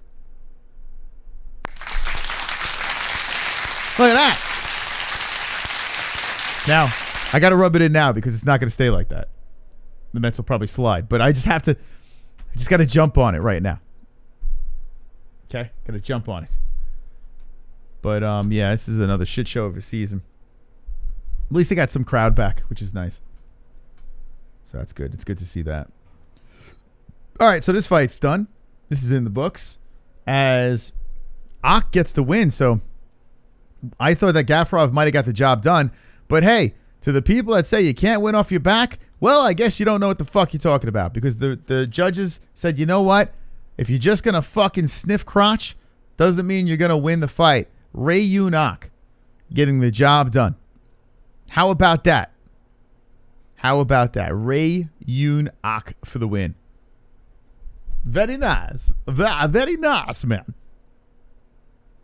How's your belly doing, Jess? Stretching? Is it bothering you? You want me to get the massage chair? I could bring it up. I could show the people. I made Jesse a massage chair. I'm quite the husband. Quite the husband. All right, so the lead card is finito. So here we go. The lead card's over. We got a bonus fight tonight. That was cool. Got a bonus fight. Nice. PFL is this Friday. We'll be reacting to that. UFC 261 is Saturday. If Jesse just stays out of the hospital, no labor, we'll be reacting to both cards. But mega card on Saturday. And, can't wait for that thing. Looking at the old Tapology, we got two fights over here. We have the co-main event going on to TNT. By the way, TNT showing two fights is kind of weird. But whatever. You know. Why? I don't know. It's odd. Like, why even bother if it's only two fights, right? A little strange. I suppose. Yuya Wakamatsu versus Reece McLaren. Okay, McLaren versus Wakamatsu. Wakamatsu on a 3-fight winning streak from Japan, 13-4-0 versus a 14-7-0 Australian Reece McLaren. 26 versus 29 years old, both 5'6" in height. Wonderful, wonderful. What do we got? Yo, Glove Touch. How you doing? Instagram. I don't. What? He wrote him. What the fuck?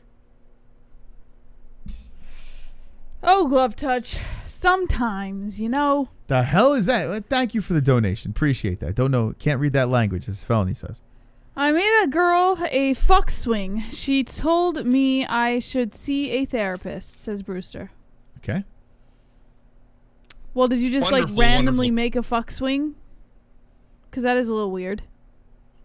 Uncle Yash says hopefully Lineker is his pre-TJ self.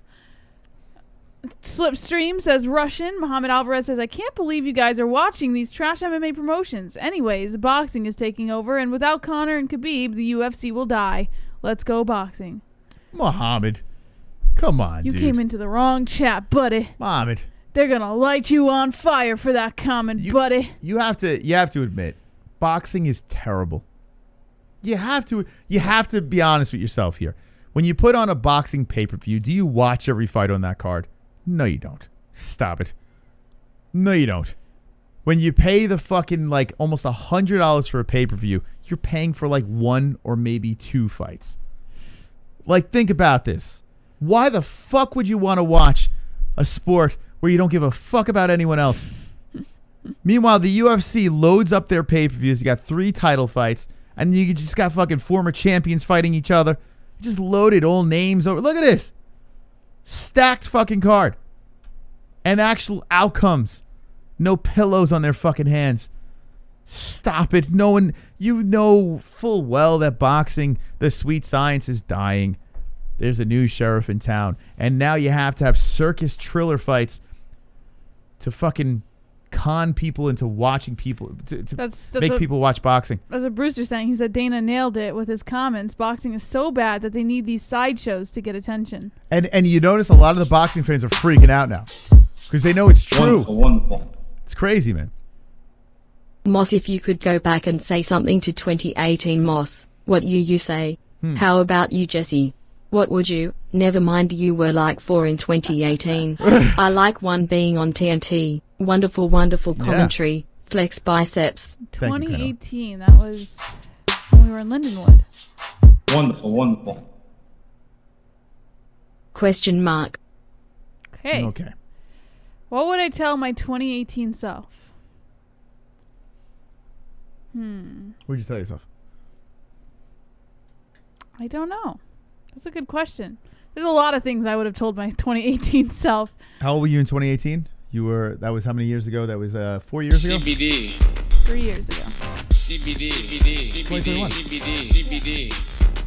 CBD. CBD. CBD. CBD. CBD. CBD. 18 plus 3 is 21. CBD. CBD. It helps with healing process and inflammation and stuff like that. So you wanted to get these for before or after the fight training and make your life a better place. I had to use my fingers. It's 3 years. Happy day after 420. So what if I am a little slow? What are you smoking tonight? Drop the ones in the chat if you're smoking. How about them fights this weekend? Oh. Great card. Could be fire. Shout out Canada. We're definitely going to be getting into the card this weekend. We've got 2 more fights left on 1FC. Thank you, Pale. Thank you so much for that. Thank you, everyone that donated tonight. Seriously, thank you very, very much. Moss doing the statutory math right now. I'm trying so hard to keep this baby inside her until at least Sunday. How are you trying to keep the baby when inside? you're sleeping, I'm putting super glue on your pussy. And you don't understand, you don't feel something weird down there? I actually have fucking super glue. Yeah. Trapping the baby. So your lips are closed. If you notice that you've been when you were all peeing, in Ellie's have timing. you noticed that you've been spraying all over the place when you're peeing? Right? Because I left some holes so the urine can come out, but spritzing out. Yeah. Baby's got to stay in there. If Ellie comes out on Saturday, we know she's going to be a handful. That's not true. Why would you say that? We know it. We know it. Just because it doesn't accommodate to your scheduling. My scheduling. Hello. We have a fucking job to do. We have thousands of people. What are you going to do if she comes? Hundreds of thousands of people. It's not like you can just sit there and fucking complain about it. If she comes, she comes. That's what it is. We have hundreds of thousands of people to entertain on Saturday. Our daughter knows better. She knows better than to come out on Saturday. Sunday, the Lord's day of rest. Come out on Sunday. And I will grant you, I'll be like, oh, look at you. If you come out on Saturday, I'll be like,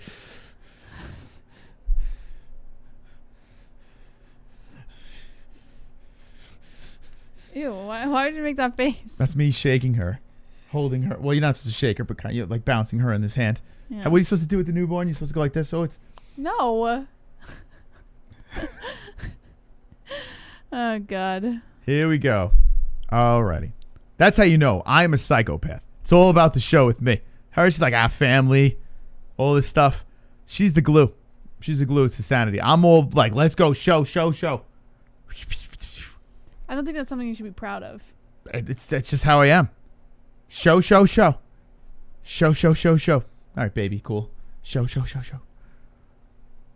Why are you so serious? Why are you so serious?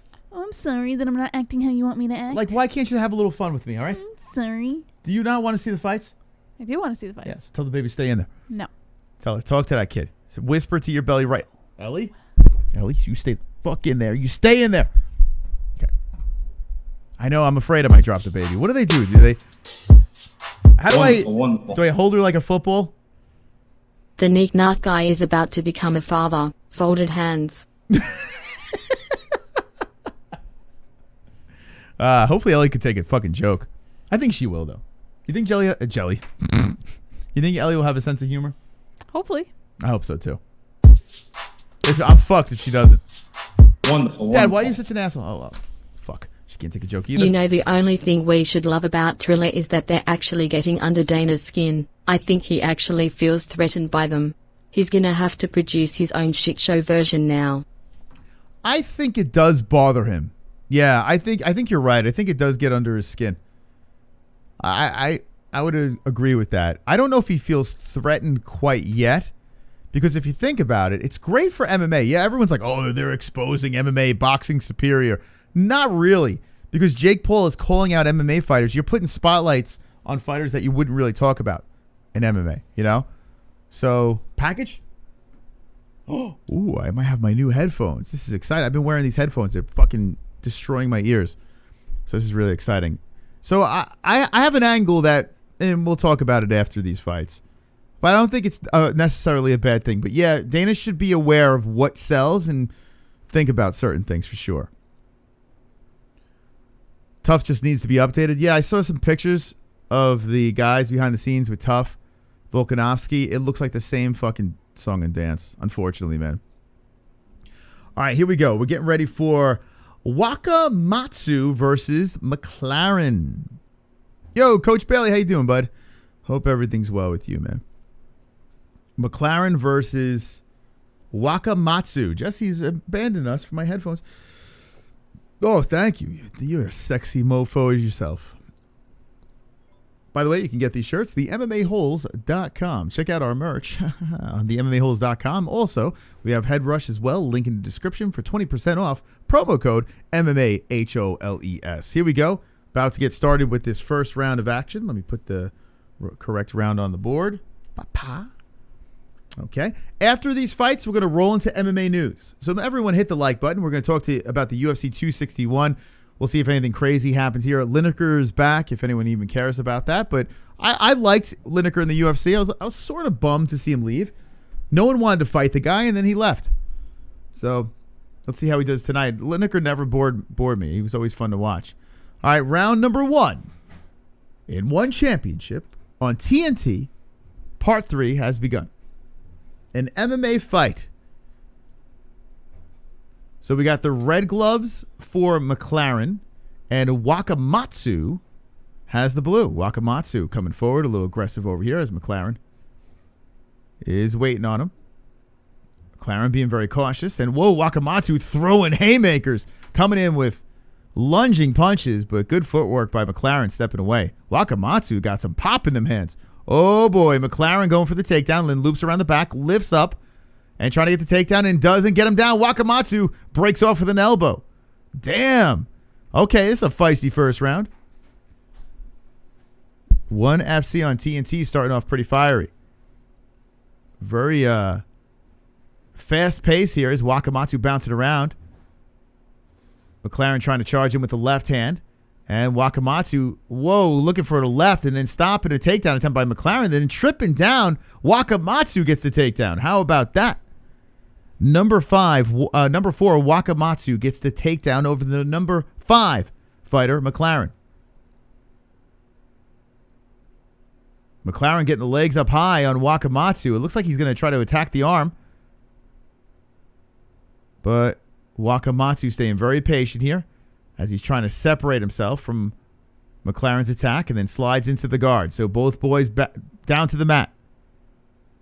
McLaren holding on to the back of the head of Wakamatsu. Wakamatsu lands an elbow, and then McLaren gets the leg up high. Wakamatsu with a right to the face of McLaren. So the boys are on the mat. Okay, Jake Paul, KO Mike Tyson. Could you imagine? A young Jake Paul knocking out an old Mike Tyson? No, I couldn't imagine. Jake Paul would kill the entire UFC roster. Yeah, maybe. Jake Paul. Legendary Jake Paul. The legend of Jake Paul. We're seeing just the beginning of it. Wonderful. We got Nicole coming in with a donation as both boys get back up. Mosseli will come on her time, not yours. She don't care about Saturday fights. You will learn she is the boss. No. That is not the case. I'm the boss. Oh, shit. I got new headphones. Finally got new fucking headphones. Thank God. Thank God. Jessie don't want headphones. She don't want fucking headphones. She's using these stupid little earbuds. I don't know how the hell she does it. Headphones? I don't like headphones. But these fucking things, they drive me nuts. Anyway, they're against the fence. We'll do an unboxing stream. Why not? I'll do. Wow, she's just fucking popping. You really want to see these things, huh? Yeah. She's unboxing the headphones right. What? Can we wait? And we'll unbox it after the fight. I'm so excited. Yeah, I like those. Can I just peek? Hold on. Take a guess what headphones I got. Now, Chrome to your dome. I don't know if you're here. He said get Skull Candy. He said get Skull Candy headphones. Chrome, I did some research. They're for children. They're not for fucking producing. They're for kids. God damn it, Chrome. I almost listened to you and fucking said, let's just get them. Don't get Skull Candy unless you're a fucking child or you're, I don't know. You're not, I guess if you're not creating stuff, you can use them. I don't know. Anyway, going for the takedown against the fence here is McLaren. Wakamatsu has the wide legs. McLaren is trying to scoop the legs away from the fence. And Wakamatsu keeping it there. Wakamatsu, whoa, almost gets dragged down, but then gets back up. That's horrible. Why did some of y'all give me shit? What is he talking about? I think he's talking to the chat. I don't know. Oh, okay. 1 minute left in this round and spun back around to the fence. McLaren is holding the control with 57 seconds now. Leveling down, going for the double. Pushing on the back of the head is Wakamatsu. McLaren lifts up and takes him down. Beauty. Slam down to the ground. McLaren gets it done, then goes for the mount. Now around to the back. Wakamatsu trying to get back up. McLaren tugs on the back of the head, and then McLaren gets out of it. Wakamatsu gets out of it. Wakamatsu inside the guard of McLaren. Yo, Wakamatsu. Yo.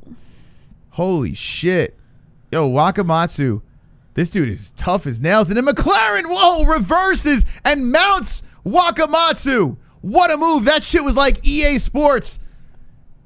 That shit was a video game move as he just flips him off and then lands on a mount and cracking with elbows. Australia stand up as McLaren with the ground and pound. He is beating the head into the mat with some elbows. Oh my God. McLaren going for the neck now.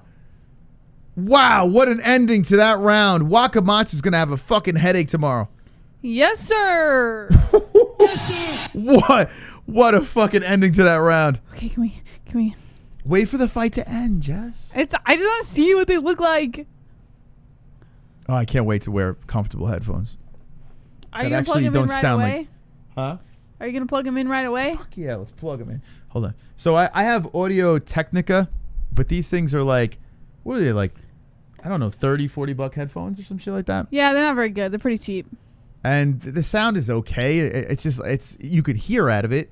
But you can't really make making songs. Yeah, it's all muddy like and it doesn't sound right, and it fucking crushes my big ears. And sitting here for fucking hours, like I can't stand my ears getting crushed in. I have like a fucking callus on the top of my ear from these headphones. Got a fucking cauliflower ear from these headphones. All right, here we go. That was the shit. Fuck. What round are we in? I'm I think so you're going distracted. into the third. I think this is the third. Fuck, I had the wrong round. I'm sorry, guys. Oh, second. Second? Oh, I had the right round. Oh, fuck. That Geico lizard was in the way. He threw me off. Okay, here we go. We're going into the second round. No, they're not Beats. But these are like... The Beats are trash. I've had Beats. These do seem like they're pretty good brand. Beats are hot trash. They're other trash headphones. Nice head kick there by McLaren. It's all bass. I love bass, but it's so like muddy, like it sounds like shit. I used to try to DJ with them, and I couldn't mix shit. All right, here we go. Wakamatsu versus McLaren. I hope these things are good. Me too. They say they need burn-in, though. Like they need to, like you got to kind of let them go for a little bit. Really? Yeah, you have to like, some people play like some like white noise and shit. Why? They need to burn in. That's what they call it. I don't know. Anyway, shooting for That's a takedown here is McLaren. Stopped by Wakamatsu for now. Knee to the body, and man, McLaren is relentless. See how McLaren, though? Oh, nice takedown. There he goes. Gets him. And going for the neck. Like, unlike the other fight, McLaren is just constantly going. Now he transitioned for an armbar, but Wakamatsu might get out of this. He stands over him. Wakamatsu gets out of it. Here we go. Wakamatsu with the right from the top. Another right from the top. Wakamatsu now landing. Ugh. Damn. This has been back and forth. McLaren getting back up. So Wakamatsu had a moment, but McLaren gets back up and avoids the attack and then a knee to the body. What a pace in this fight. Beautiful elbow breaks him up. Wakamatsu landing it. Yuya Wakamatsu Oh with a my left God. hand that almost sleeps McLaren. McLaren smiles That was nasty. and then shakes, goes for a takedown there. How did McLaren eat that fucking thing? Whoo! What a chin. So McLaren eating a big punch. And now Wakamatsu just walks him over to the fence with an underhook. Wakamatsu trying to control against the cage, but McLaren spinning him around. Eating a knee and then leveling down for a double. McLaren trying against the fence for a double and whoops, dragging him down. There we go. Going for the neck as he's looped around the back. McLaren trying to get the choke here. 233, and this is the first time where McLaren had an opportunity to get a submission, but there we go. Shaking off again. Wakamatsu gets out of it and then slips into guard. Wow. Just when I was going to say McLaren was comfy in his position, Wakamatsu gets out of it again. Just when I thought I was out, they pulled me back in. What a fight. What a fight here. And trying to muscle him off is McLaren and then rolls him over. Wakamatsu does get back up and drives McLaren to the fence.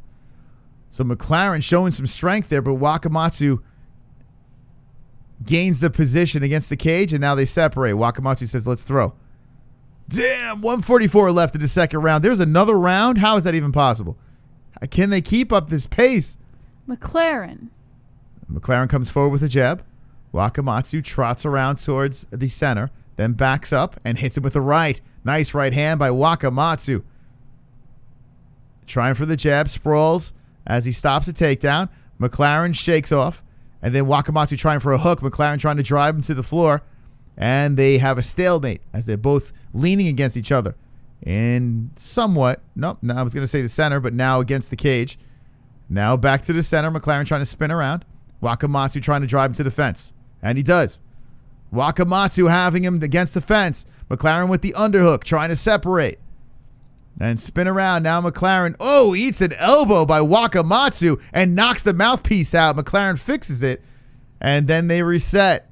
50 seconds left in the second round. Driving for a takedown, an uppercut slips in, and Wakamatsu stops it. Woo-hoo! Damn, man. They're saying this guy lost to DJ. Who, Wakamatsu? Or which guy lost to DJ? Was it McLaren or Wakamatsu? Oh, it was Wakamatsu. He got so that was his last loss 4 fights ago. Got submitted by Mighty Mouse. So Wakamatsu now with the underhooks pushing McLaren to the fence. Thanks for the heads up from the chat.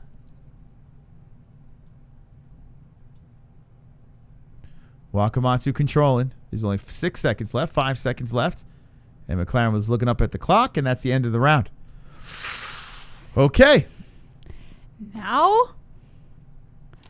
I said fight. Now? You could be listening to yourself so much better right now. I'll let you call the main event. You call the main event, and again, with John Lineker, should be a fire fight, and I'll listen to it with my new headphones. I told you Waka Flocka did. I don't know what else to do. Does anyone know where I can find a free stream? Says Muhammad. So, yeah, if you can't get it on it's on regular cable. I don't know where you're at, Muhammad. But there's only one more fight left. So honestly, if you're having no luck, we'll talk you through it. Ooh. Close the box. Close the box. Fancy. All right, here we go. You want to call this round? I gotta take a piss. Okay. All right, give it a call. That'll distract her from the headphones. Yuya Wakamatsu versus Reece McLaren. I don't want to miss this. All right, third round has just begun. Whoa, nice strikes coming in by Wakamatsu. McLaren eats him. Whoa, another right by Wakamatsu to start off the round. A calf kick by McLaren. McLaren tries to deliver a combination of his own, but Wakamatsu just comes in swinging, landing on the face of McLaren. A spinning elbow by Wakamatsu as McLaren pressures him against the cage. Now McLaren going for the double leg takedown. Wakamatsu stuffing it, dropping some shots to the face from over the arm. 4 minutes and 28 seconds on the clock. McLaren ducking his head into the penis of Wakamatsu as they stand inside the clinch here. McLaren really wanting that double leg takedown. Drops to his knees, looks to wrap the arms. Now he's just going to go for the single leg, hoping that makes it a little easier for him. But Wakamatsu doing a really good job staying on his feet. Drops that elbow to the temple of McLaren. McLaren tries to yank that right leg of Wakamatsu out from under him, but no luck as Wakamatsu just has extreme defense, takedown defense. 3 minutes and 57 seconds left of the final round of McLaren versus Wakamatsu. McLaren drops to his knees again, looking to go for that double, but once again, Wakamatsu stays on his feet. Nice elbow there, landing on the shoulder blade of McLaren as McLaren keeps his head ducked in, and Wakamatsu is now pushing the head, trying to go for an underhook here, smelling the jock strap of Wakamatsu. McLaren kind of drags Wakamatsu down to his knee, but Wakamatsu stands right back up, but a knee to the face as they break off Wakamatsu back to the center. McLaren looking to inch his way in, being a little patient. Kick inside the leg by McLaren, but doesn't do much damage. Wakamatsu recollects himself here, goes in for that calf kick. Good job by Wakamatsu, keeping McLaren on his feet. McLaren circling the outside now. Wakamatsu following, comes in with a nasty left, landing on the face of McLaren, followed by a couple shots. McLaren eats them, still moving forward, eating a lot of shots by Wakamatsu actually, but still moving forward. Seems pretty unfazed by the striking of Wakamatsu. How about the cardio of these guys? Yeah, they look great. 2 minutes and 54 seconds left of the final round. A calf kick by McLaren as they stand inside the center, and Wakamatsu tries to deliver that calf kick. A nice jab there coming in by Wakamatsu, landing on the nose of McLaren. McLaren hopping around the outside of the center right now, trying to keep Wakamatsu on his toes. McLaren kind of hopping in, goes in for those feints. Wakamatsu falls for it, but still hunting McLaren down. McLaren goes in for that single leg takedown, and the defense by Wakamatsu shows as he continues hopping around on one foot. Doesn't allow himself to get taken down, dropping elbows to the head of McLaren, and McLaren just eating him as he holds onto the right leg of Wakamatsu. Wakamatsu slips out, and now McLaren pressuring Wakamatsu on the outside of the cage. Take over, Moss. Why, you done? Yeah, you said you had to pee. I just took over while you peed. Nah, God, you got 2 minutes and 5 seconds left. And then you're going to make me take the main event too? Yeah. No. You don't want got this. You can take the main event then. All right, I'll take the main event. All right. 1 minute 57 seconds on the clock. And now it looks like McLaren is pressuring Wakamatsu once again inside the clinch, holding onto the waist of Wakamatsu, a knee to the inner thigh, wraps the leg around the left leg of Wakamatsu. Wakamatsu staying very patient as there's some wrist control here by McLaren inside the clinch. Now Wakamatsu breaks free of that grasp of McLaren. McLaren dropping the knee inside the thigh again. Wakamatsu pushing his forearm on the face of McLaren, now ducking it under into the penis once again. McLaren, his head practically folded in half here as he tries to go for the single leg, and elbows, nasty elbows coming in by Wakamatsu. You know what I would do? If I was a non-wrestler and I'm fighting a wrestler, yeah, and I know that they're going to stiff my jock for like 3 or 5 rounds, yeah, I would not wash my nuts for a week. I would literally or smell like spray, like fart spray on my fucking liquid ass on my balls. Then actually, everybody's not gonna directly talk on my about balls. how much you stunk. I don't give a fuck. And then every time he shoots for a double, like tries to get a double leg on me, and his fucking nose is right by my cup, all he gets is a fucking whiff of my stank ass nuts. That's gross, Moss. That's what I would do. And I would teach him a lesson for fucking sniffing my jock every 5 seconds. Yeah. There was a nice shot there to the face of McLaren, and that one threw him off his game as Wakamatsu comes in for that left, landing again on the nose of McLaren. Oh my God, a kick to the head by Wakamatsu with 35 seconds left. Wakamatsu piecing McLaren up right now. McLaren once again tries to go for the takedown, stuffed by Wakamatsu, and there's a knee to the head of grounded a grounded opponent. Yep, that's not illegal. McLaren eating some nasty knees here. Oh my God, another knee by Wakamatsu. Now McLaren fetal position on the mat, face down as Wakamatsu holds onto the back, dropping rights to the face, and McLaren just eating every single one, turtling up right now. Wakamatsu dropping more shots to the face. McLaren tries to get that last minute shot in, misses. Wakamatsu hunting him down, comes in with the right. McLaren looking a little wobbled here, and that's the end of the third round. What a fight. What a fight here between McLaren and Wakamatsu. I'm giving it to Japan. I'm going Japan on this. Wakamatsu for the win. That was, we don't know yet. You're saying Japan, though? Or are you going... McLaren had his moments, though. I'm going to go with Wakamatsu. He looked fantastic. Finished strong. Stuffed a hell of a lot of takedowns. Got out of every situation. Beauty. Beauty of a fight, though, man. That was great. Yeah. Damn. If you know what I'm saying, says FVG. Coach Bailey says Carnage. Okay, Moss, can I open this now? All right, good. All right, we'll wait for the decision over here. What do you think in the chat? Who won, Wakamatsu or McLaren? Now, you got to put the box on fucking screen. Now, this is not a sponsor. Yeah, that's why I didn't put it. Unfortunately, I wish they were fucking I didn't put sponsored. it on because I didn't want to promote. But promote I needed I need new headphones here. I had Pioneers that I started with, my signature Pioneers. Jesse. Yeah, those were good ones. They were good, but they were too small and they hurt my ears. Yeah, they were really the tight. The sound was very good, though, in those headphones. They were very, very good. But the fucking ear things sucked. These over here are $40 headphones. Like 40, yeah, somewhere around there. $40 headphones, Audio Technica. Now these over here are a little under 200. They're with a what do we pay? Like 180 something. 180? Yeah, I think it was 180. Oh, with tax and shit. Yeah, I guess 170, 180, somewhere around there. These are, show them. Bayer Dynamic. Bayer Dynamic. Now you may have seen these headphones on Mike Tyson's old podcast, and a lot of musicians mix. See, my whole thing is I want to mix music and our dysfunctional donation songs. The show has to sound good, guys. I want to mix, I want to make sure I hear everything properly. So we got these Bayer Dynamics. The Mike Tyson headphones had those gray pads. I got the black pads. I don't like those fucking gray ass pads. Ooh. Whoa, these are nice. Whoa, these are like plush felt pads, Moss. Let me feel them. Are they felt though? Let me see. Oh, yeah, I don't like felt. But it's on your ears. It's not like it's on your hands. I don't like touching felt, but they do kind of feel felt. Oh my God. Hopefully, well, as long as I don't have to touch them. I don't like the feeling of felt. All right, so these are them. It comes with a little bag. They actually do feel nice. They're nice and light. Bayer Dynamic. All right, let's get to the results. A travel bag, Moss. Yeah, fuck the travel bag. It's going to be sitting on my head. And I'm going to give you my opinion on how they sound right out of the box. But yeah, Bayer Dynamic. These are the DT770 Pro. These are the 80 OHM model. All right, let's get to the... I'll tell you why we picked a 80. Well, the design on the outside is kind of cool. They got it right, kids. They got it right. Wakamatsu for the win.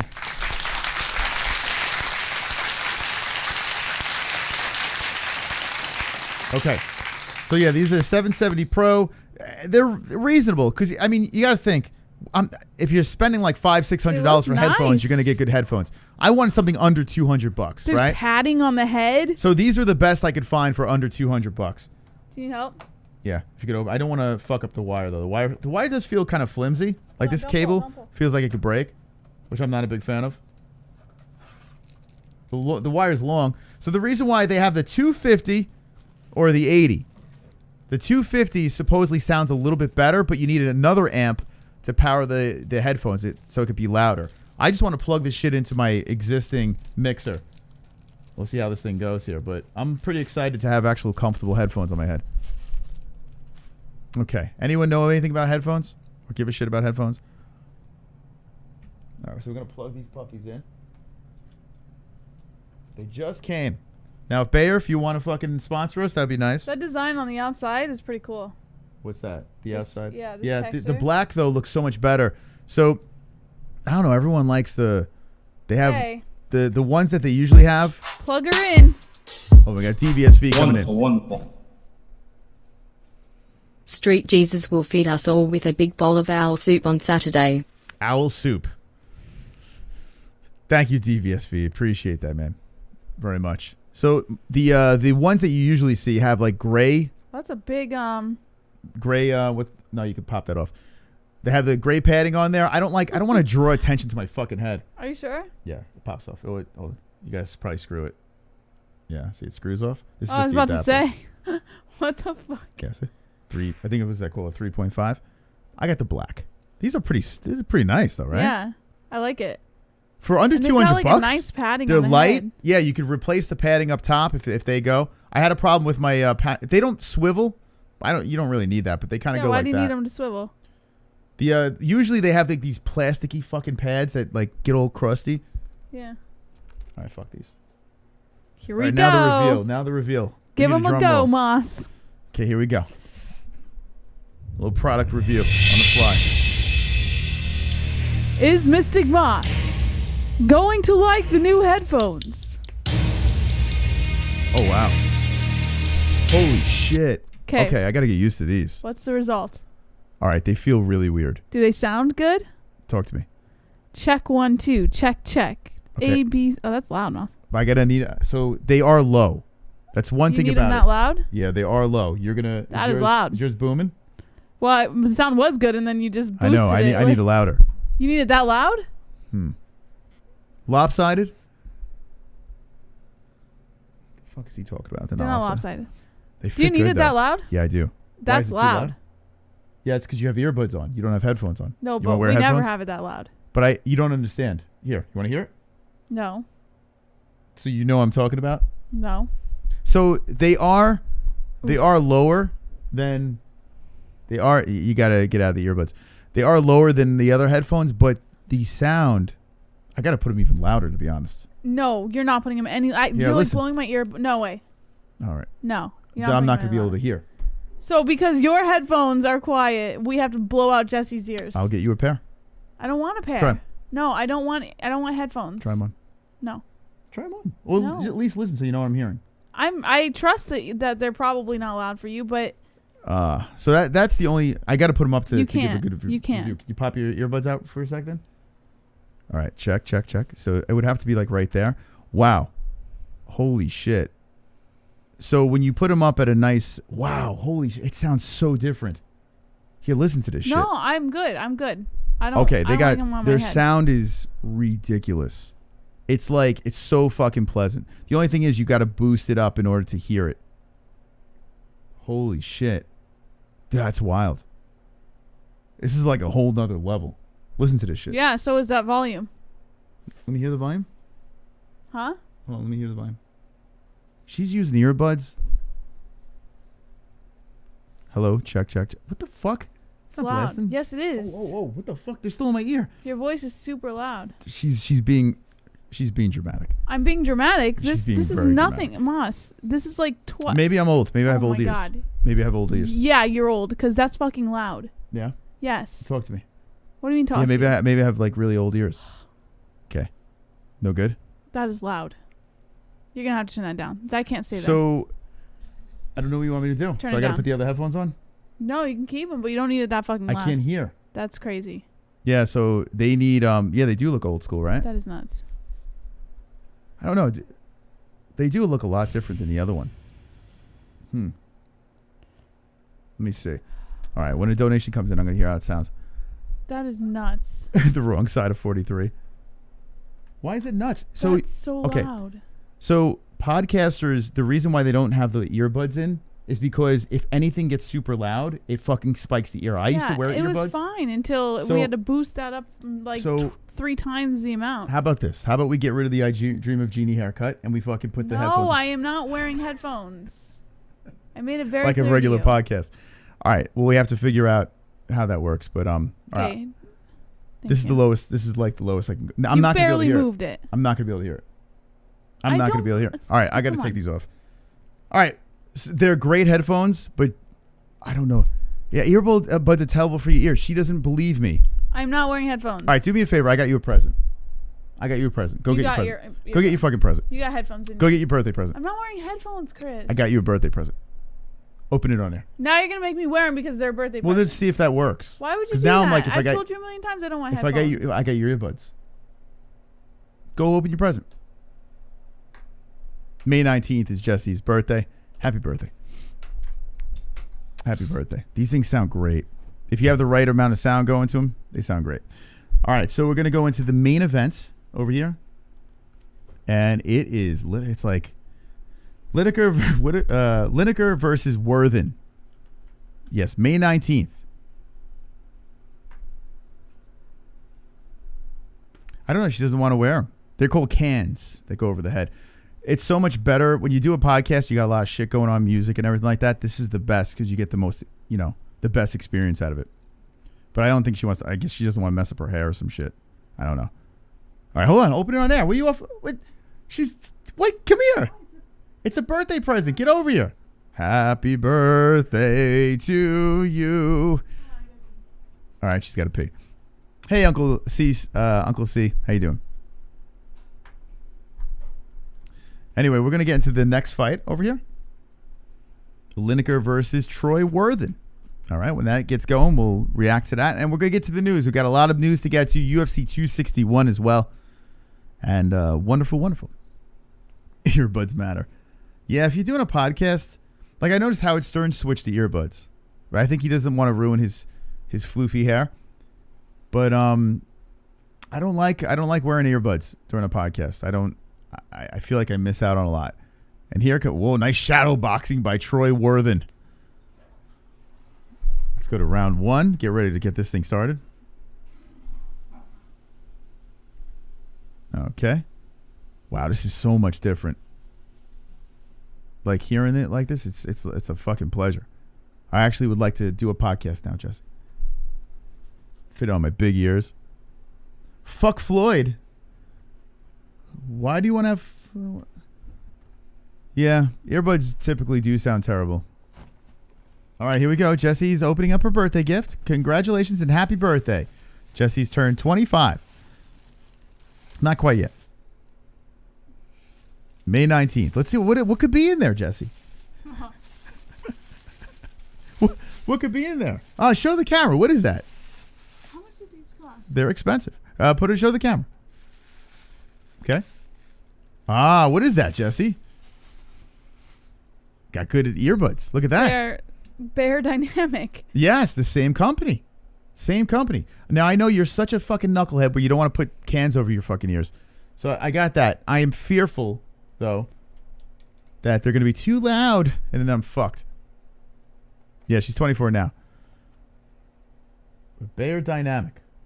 They're supposed to fit beautifully into your ear hole and sound magnificent. Walmart earbuds. You got to see what she was wearing before. She was wearing like the knockoff like iPod earbud thingy. Play the video I sent on Discord with the sound on. What did you send on the old Discord? Let's see.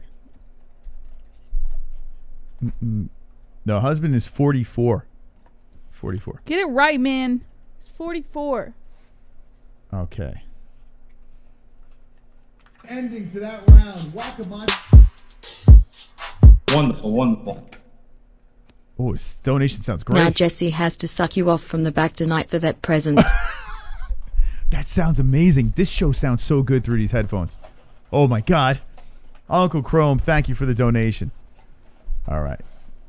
How's Jessie doing? She looks happy for just about. Yeah, I mean she's handling it really well. Yeah, boy. Wow, nice case. Comes with a nice little case. Oh, these are nice. So these earbuds, but here's the thing though. Shit, these are for like listening to these look nice. They are nice. Only the best for you. Happy birthday. They got a nice case. Look at the case over there. 25. You only turned 25 once, Jess. I gotta get the little ones. Bear Dynamic. All right. Now John and Lineker walking up to the cage, about to get ready to get it popping.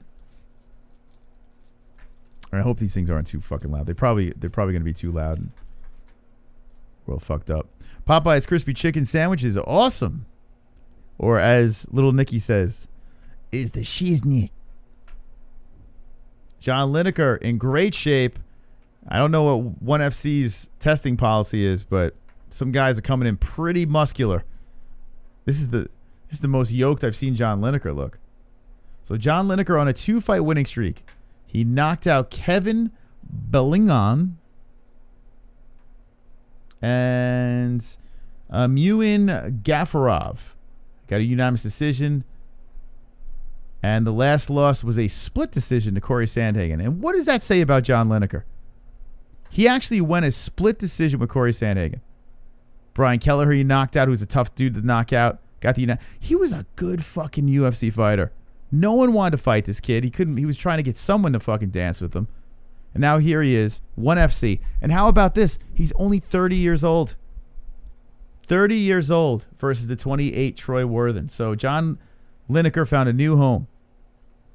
New home in 1FC.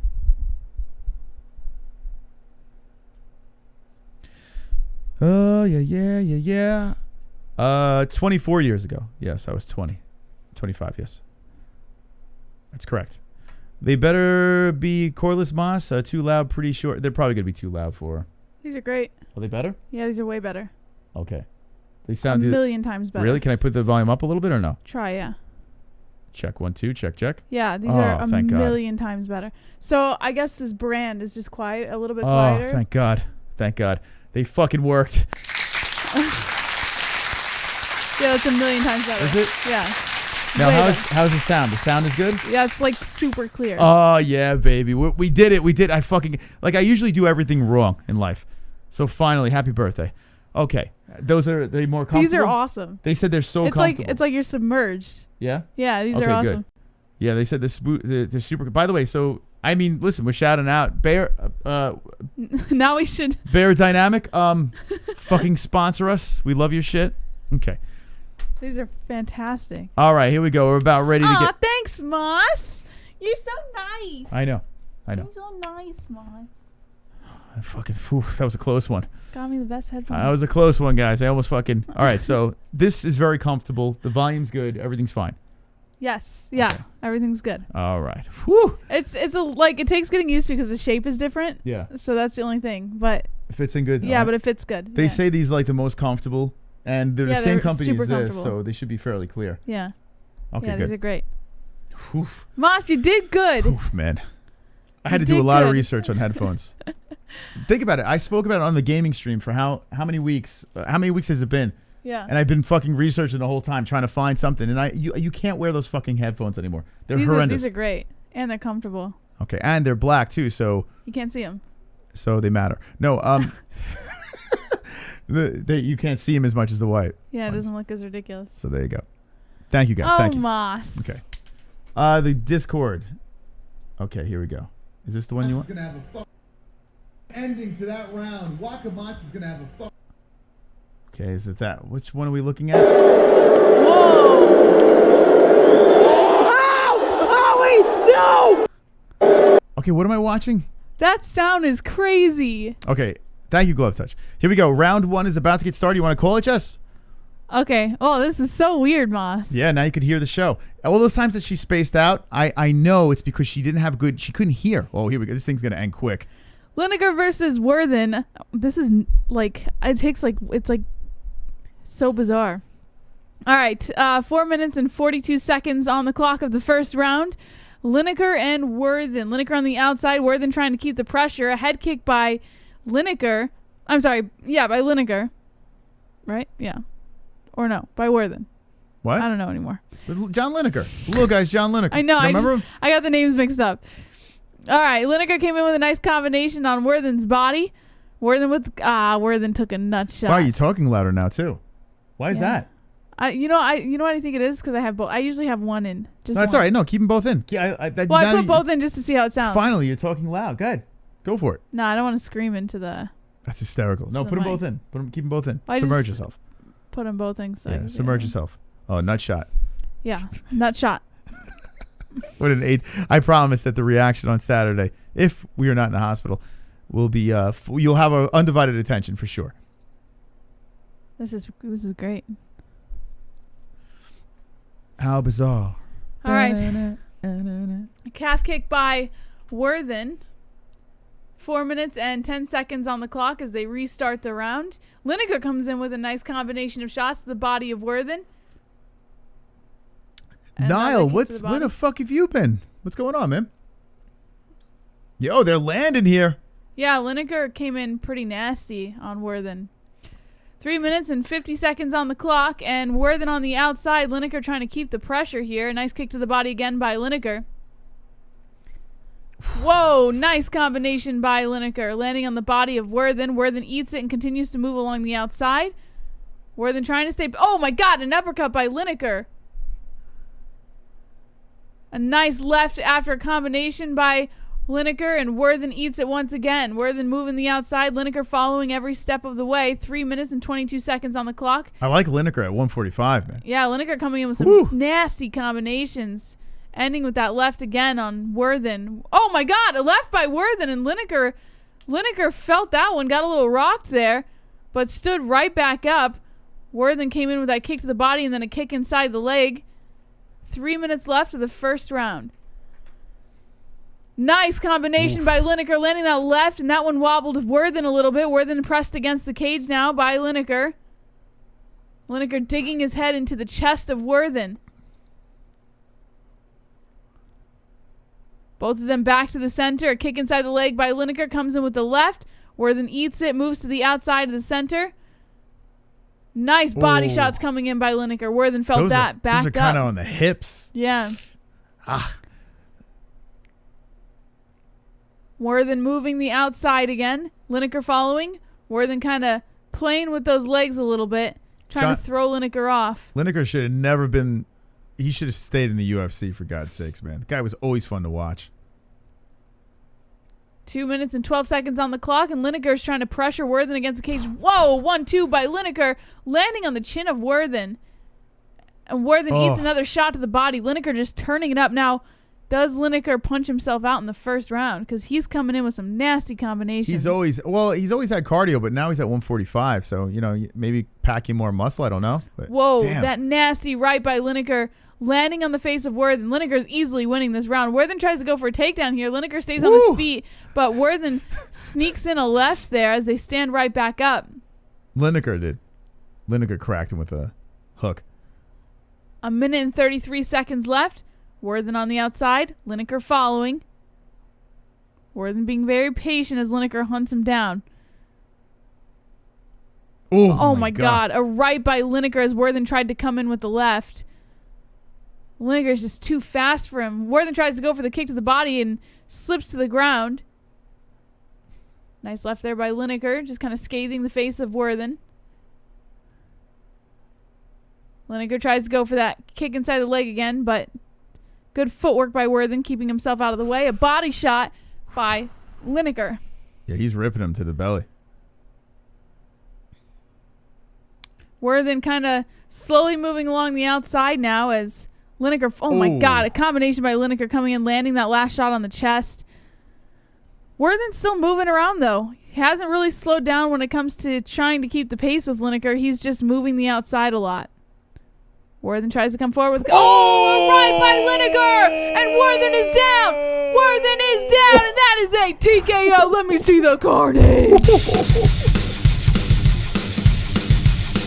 Oh, my God. Carnage! Lick the carnage, embrace the carnage, go on a date with carnage. Vote for carnage, make babies with carnage, play jokes on carnage, masturbate with carnage, ejaculate the carnage, propose to the carnage, join pancakes with the carnage, celebrate the carnage. This sound is so crazy. Oh, my God. That is nuts. Lineker fucking took his soul there. And that is what you call a KO. Hey, I tell you what. John Lineker at 1 FC. Good for you. Now on a 3-fight win streak. Let's watch his knockout again. Backs up. Has the right hand cocked back. Cracks him right on the button with a right. Follows up with a hammer. I mean, not a hammer fist. With a follow-up right hand. Here we go. Boom. Right hand. And then just lands. Bink. Right on the nose. Puts him out. My God. Good job by the ref, too. The ref in a perfect position. I tell you what. This ref is really good. Yeah. This weird looking like... I love these headphones. You sound crystal clear. Yeah? Yeah. I'm telling you, this will be something that will help with our attention spans. We won't. Well, my attention span's always off. So no, I honestly think it's gonna help. Seriously, because you were listening through shit headphones. You couldn't even enjoy our show. Oh, super yeah, it's like a whole different show right now. Niall. Oh wow, a Cumin with the $5 donation. Thank you. Wonderful. Niall, I hope all is well with you, man. Welcome back. Wow. That was crazy, man. John Lineker takes him out in the first round. The right hand finishes him up. Ref in a perfect spot. Stops him. And Worthen takes the L. Now we have a lot of stuff to talk about tonight. Yes. Here as we have Fight Week, UFC 261. I see people talking about UFC 262. Yeah, 262 is great too. But pump the brakes, friends. This Saturday night, 3 title fights. 3 fucking title fights. And Usman versus Masvidal, they're running it back. Rose Namajunas versus Zhang Weili, that's happening. Valentina Shevchenko versus Andrade is the first of the 3. Fire stuff here. Absolute fire stuff. Yes, sir. Uncle Boss says those headphones are so good you can hear the chat. It feels like I gotta feel get like I used to can the hear look, everything. though. I look like Princess Leia, right? Don't I look Princess Leia a little bit? I think it looks pretty similar to the other ones. I do this so much more comfortable. Anyway, thank you for that decision. All right, here we go. Guys and gals, who is going to be here with us on 261 Saturday night? We're going to be throwing down on the MMA holes with you, the people, the MMA holes of the chat. We're going to be partying. We're going to be hanging with the boys. No, we're not glitching. It's just because I was changing over scenes. You're freaking me out. Yeah, we're not glitching. Okay. Who's going to be in the chat? One's in the chat if you'll be in attendance for UFC 261s. One's in the chat right now if you'll be in attendance for that. Friday night, we will be rocking for PFL. Actually, not night. We'll be here early in the day. PFL is very early on Friday. We'll be doing a Fight Buddies to that, mixing it with some Fukin off on a Friday. So very early on a Friday. But here we go. We got the ones coming in. Who's going to be in attendance for UFC 261 with the MMA holes? Hanging with the boys. Hanging with the boys. You look exactly like Princess Leia Moss. I know. I feel it, man. Uncle Princess Boss. Vespa. Guapo dropping the ones. The glove touch says one double in attendance. Ben Paul and Drunk Savage. Skinny Claus is Super Skunk. You will be in Guru's chat. Oh, shots fired. Heavy Micro Grow, Uncle Gozarian, Pale Monkey, Aunt Ann the Knitter dropping the one. Dan Jones, Ben Paulin, Super Skunk says, Moss, you're a bully boy muppet. A bully boy muppet. So is Super Skunk a traitor? Listen. There are a lot of... we have a traitor. We got a lot of floozies. We got a lot of MMA floozies over here. That's all good, though. Gavin Macias says Usman will break Masvidal's foot. All right. You want to talk about the fights this weekend, Moss? Yes, let's do it. Let's get right into it here. Right into the news. Okay. So starting off with tonight's news, aside from that, because that's just for one championship, Moss. Kamaru Usman is not sure who's next after Jorge Masvidal, but admits that walking away in the near future is an option. Walking away, Moss. Kamaru Usman walking away. From what? From the sport. Well, a lot of people be happy about that, right? According to Damon Martin of MMA Fighting, Kamaru Usman will never accept anything less than the best from himself, which is actually what led him to UFC 261 main event this weekend.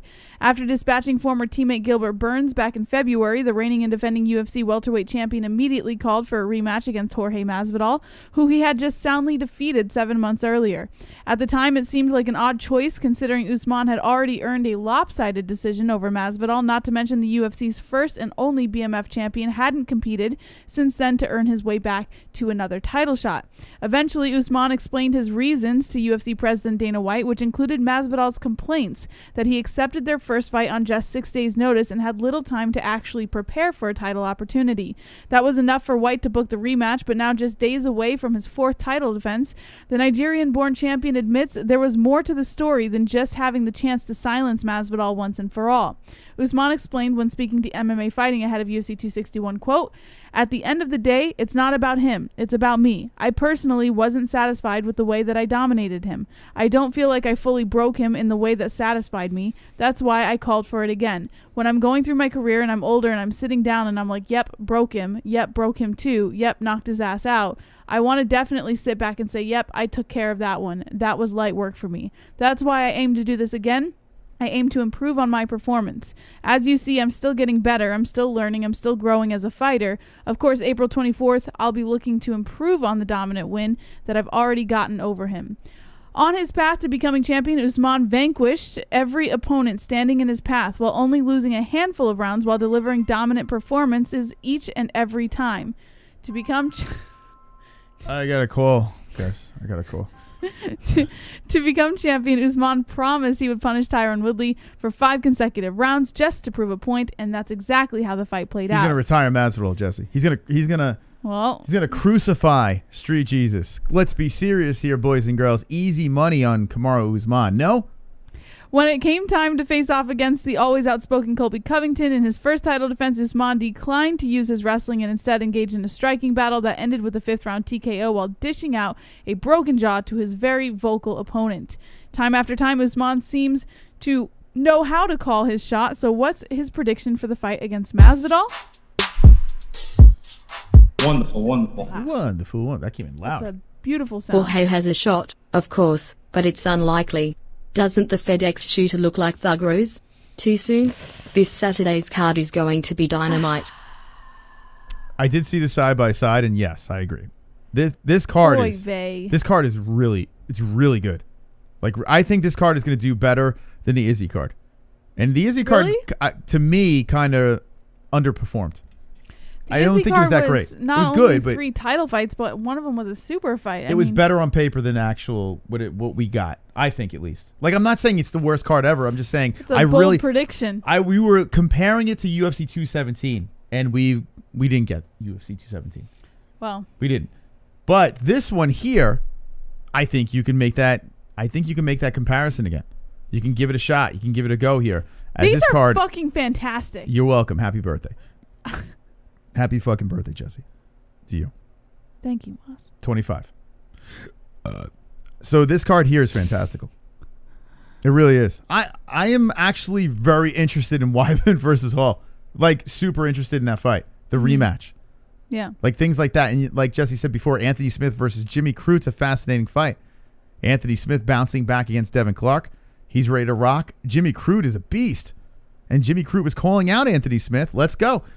Randy Brown versus Alex Oliveira. Like, from 8, 9, 10, 11, 12, 13, right there. Boom. They're just complete fuego stuff. A Brandon Allen versus a Carl Robertson should be an interesting fight.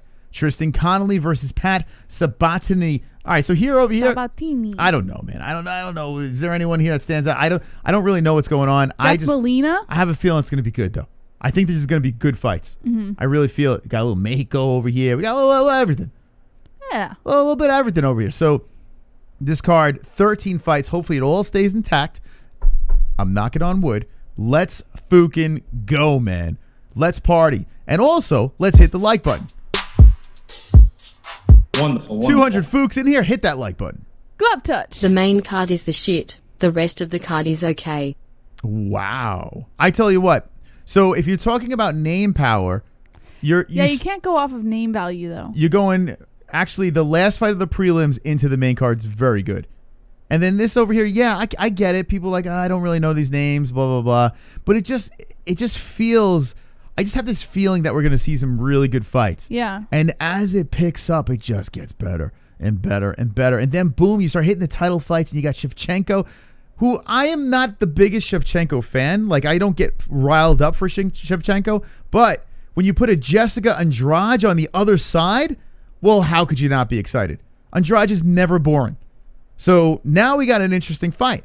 Zhang versus Namajunas, fireworks. There's no way that fight sucks. Zero chance that fight sucks. Yeah. So you got two banging chick fights, and then you got this fight over here, which wasn't the best fight the first time around, but let me tell you, after watching Kamaru Usman versus Gilbert Burns, how that thing went down, and after watching Jorge Masvidal say everything that he was going to knock this fucking guy out, over and over and over again, saying how he was going to knock this guy out. He is putting a lot on the line here. Big words coming from Jorge Masvidal. I'm expecting Jorge Masvidal to really show up here. Whether he wins, he's not going to win. But I do expect Jorge to give us a little bit more than what he gave the first time around. Yeah. So, listen, he did come off the couch. I'll give him that. He had to cut weight, the whole deal. But now he's in great shape. He's got a very good camp. He's got a very good corner. I think Jorge Masvidal will look better in this fight. But you know who else is going to look better? Kamaru Usman. Yeah, with that 100%. fucking nasty jab. And Kamaru is an animal. Also has a fucking chin. After seeing what Usman did with Burns, I have no doubt that even if Masvidal wanted to stand and bang or whatever, it's just tough to think that Masvidal is really going to come in with anything that Usman can't take. It's just going to be a mess. Now, some people saying there's no way Jessica could win. All right, so here's the thing. I'm very confident about my Ann Stills on Saturday. Very confident. I'm going into this like I already know. Like I saw the movie already. All right? But with that being said, I still think there are going to be good fights. And there's a lot of times where you already feel like you know the outcome and you're like, oh, this is just lopsided bullshit. But when you got Jessica Andrade, when you got the chance of Rose Namajunas, she's defied the odds before. She was not supposed to beat JJ, and she fucking murdered her the first fight. Yeah. And she beat her the second fight. When you got Rose in the picture, yeah. When you got a guy like Jorge Masvidal, who he's speaking big words and has fire in his hands, and he's done the upset before. When you have those things, those storylines there, it still makes it interesting. Even though I know the ending, it's still interesting to me. Now, if it does happen, if these upsets happen, my goodness. How good is that? Uriah Hall versus Chris Weidman. Chris Weidman did not wrestle Uriah Hall. He knocked him out the first time. In the regional scene. Knocked out Uriah Hall. So now Uriah Hall is going to try to go in there and knock out Weidman. You have to think Weidman's going to go to the wrestling this time around. I'm still very curious. Weidman's chin is a little sus. Uriah Hall knows how to knock people out. Interesting. So good, man. And Jimmy Crute versus Anthony Smith, I think it's a fascinating fight. Absolutely fast. Anthony Smith, is he a champion? No, he's not. But is he tough? Yes. Tough as nails. He didn't take the Aljo way out in his fight. So, let's go, baby. Let's go. Now, in the chat, now, Jess, we asked you before, we'll ask you again. Yeah. Champions. We switching sides or we staying the same? I'm going to say Usman, Zhang, Shevchenko. Okay, so you're saying and still. Now, I know that's not fun. That's not fun that two hosts agree, but... It's reasonable. Like, the logical... Would I like to see some kind of end new? Of course, I think it would make it exciting. But I have to be real here. And I just don't see any of these. I don't even see Namajunas beating Zhang. Yeah, Namajunas has the best chance. I don't see it. I don't see it. She's going to get run over. I would imagine that would be the case. But she does have the best chance. She does have the best chance over here. So I would say, hold on a second. I'll be right back. Okay. All right, let's see who you guys have to say in the chat. Do we see and news or and stills in the chat? Skinny Claw says, for some reason, I feel like Usman is going to get caught. What? No. No. Brandon says, huh? Kainoto says Rose is going to get pulverized. Kainoto says Rose doesn't stand a chance. Yeah, I 100% agree. And listen, if we're going to go for which fighter has more of a chance out of all three title fights, then I guess you could say Rose is the one that has a little bit more of a chance. But if we're just going to say who's going to win out of all three fights, of course all three champions are more likely to get the win. Astute says Usman said he's chasing a KO. He's chasing a KO against Masvidal? No, that's pretty interesting. Hands of a fucking stone. Alan Gibbons says Andre and Jorge are going to win. Zhang retains. Super Skunk says I got Marty Juiceman winning by sweaty man hugging. Muhammad says it doesn't matter how we're all right, dude, nobody cares about boxing. Stop talking about it. AM says Rose definitely has a chance. Skinny Claw says my picks are Jorge, Rose, and Shevchenko. Jorge, Rose, and Shevchenko. I feel like Rose and Jorge are just going to pull an upset for some reason. But what's the reason? I would love to hear this one, Skinny Claw. What is the reason? Jorge, Rose, and Shevchenko. What? I gotta say, man, I don't know if I would I don't know if I would really depend on those picks if I were you. That sounds a little far-fetched to me. But listen, more power to you. I hope you win. That it's a little crazy to me, but you know. Let's see. Skinny Claw says Andrade actually stands no chance, but for some reason I feel like Jorge and Rose are gonna upset it. Uncle goes, okay, so all right. Andrade stands no chance, but Rose stands a chance against Zhang? I don't fucking know, man. Uncle Gozarian says that is why Usman might get caught. Lewis says this is going to be like UFC 217, 3 new champions. If you're right about that, I don't know what I would do. If you're right, I would probably go into labor right then and there. If there were all 3 new unders. I highly doubt that's happening on Saturday night, but if you're right, whew. Rose rocks her and submits her, says AM. Super Skunk says Chandler dominates Khabib in every single aspect of the sport. DRS says no love for the package. Well, I need Moss back to do that. Astute says Rose smoked JJ. Zhang might catch the L. Dustin by KO. But that's down the road. We're talking about UFC 261 right now. Rose has Jesus in her corner. Jesus in her corner. Sorry. I said Jesus. Oh, shit. All right. Triller fans in the chat says Kainoto. Onu Nick says Rose will 90% outbox Zhang. Her boxing is amazing. Yeah, I don't think so. But more power to you if you do have Rose for the win. All right, I want to show you guys a story leading off of the one that we had just read. Dana White indicates Colby Covington is getting a welterweight title shot after UFC 261. What? Yes, sir. That's right. Colby Covington getting a welterweight title shot after this fight, so long as Colby Covington is in it, I guess. According to Farrah Hannon of MMA Junkie, it appears playing the waiting game could pay off for Colby Covington. Covington, who hasn't competed since stopping former champ Tyron Woodley last September, has made it clear that he wants to either run things back with UFC welterweight champion Kamaru Usman or fight his former best friend Jorge Masvidal. But when Usman was paired up for a rematch with Masvidal, it left Covington in a quandary.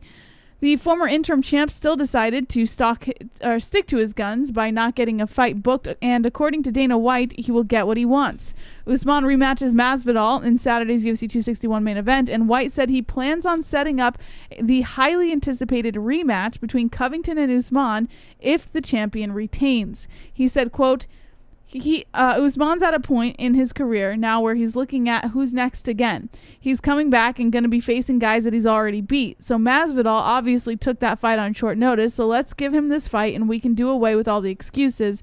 And then Colby Covington's next. Covington gave Usman his toughest test to date when they squared off at UFC 245 in December 2019. He was up 3-1 on one of the judges' scorecards heading into round 5 before getting stopped with less than a minute remaining in the fight. Covington was visibly upset with the stoppage and wanted nothing more than to get another crack at the title. Contrary to White, Usman doesn't think Covington deserves another shot at him. Even Usman's manager went another direction by saying Nate Diaz is next if he beats Leon Edwards, but White likes the idea of a Covington rematch. He continued on by saying, who knows, anything can happen. Guys get injured, things happen, timing, who knows, especially in this day and age. But that should be the fight that happens next. Well, at least the boss is on to he's right. That should be the fight to happen in either way. Masvidal, Usman, fire. That Usman fight with Colby Covington was so fucking good. It was so good, man. And to watch that again, I'd be all over that. The storyline of Masvidal and Covington, buddies, best friends, blah blah blah blah blah. Now them throwing down, I'm so down with that as well. But does it happen is the question. Yes. Really? Well, if Masvidal, Covington's gonna give a hard time, I think. No. What? Yeah. No. Covington's in either way. He's just hanging out. He's waiting for that shot to open up. If Masvidal wins, then it could be problematic because Jorge's the type of guy that wants to pick and choose who he's going to face. And if he fights, he might outprice himself for Covington. He might do it. He might ask for too much money. And Covington's not a guy that brings a massive draw. Now, Jorge does, but Covington's not known to really move the needle when it comes to pay-per-view buys. Right? Yeah. Which is crazy, but it's true. So I could see Masvidal saying, risk is too high, John Jonesing it and saying, give me, let's have a super fight with Chandler or Oliveira, or let's have a super fight with Conor if Conor wins or some shit like that. I see Jorge doing that. He's going to be playing that game. I can see Jorge ducking Colby. Yeah, I agree. I think Jorge's going to duck Colby as well. So that's the way I could see it being problematic. Now I hope if Jorge wins, I mean, I don't even want to see. Usman should get the rematch, right? He beat him the first time. It should be a trilogy. Right. That's what it should be. Yeah. But if Jorge does win, I would love to see Colby Covington. Who the hell would not want to see that? Unfortunately, I feel Jorge's going to run. Yeah. Let's see what the chat says over here. Oh, super chat. Speaking of chat. Black Bear with a $5 donation. Wonderful. Thank you, Black Bear. Wonderful. Astute Nomad says, that's weird. Dana said Colby moves the needle because they either hate him or love him. I wonder the numbers. He won't. But does he move the needles anymore? No, he never moved the needle. Now, internet's interested. Like, media has stories about him, this and that. But when it comes to pay-per-view buys, Colby's not that guy, unfortunately. Yeah. Now, it's not impossible if he beats Masvidal or if he beats Usman in the rematch.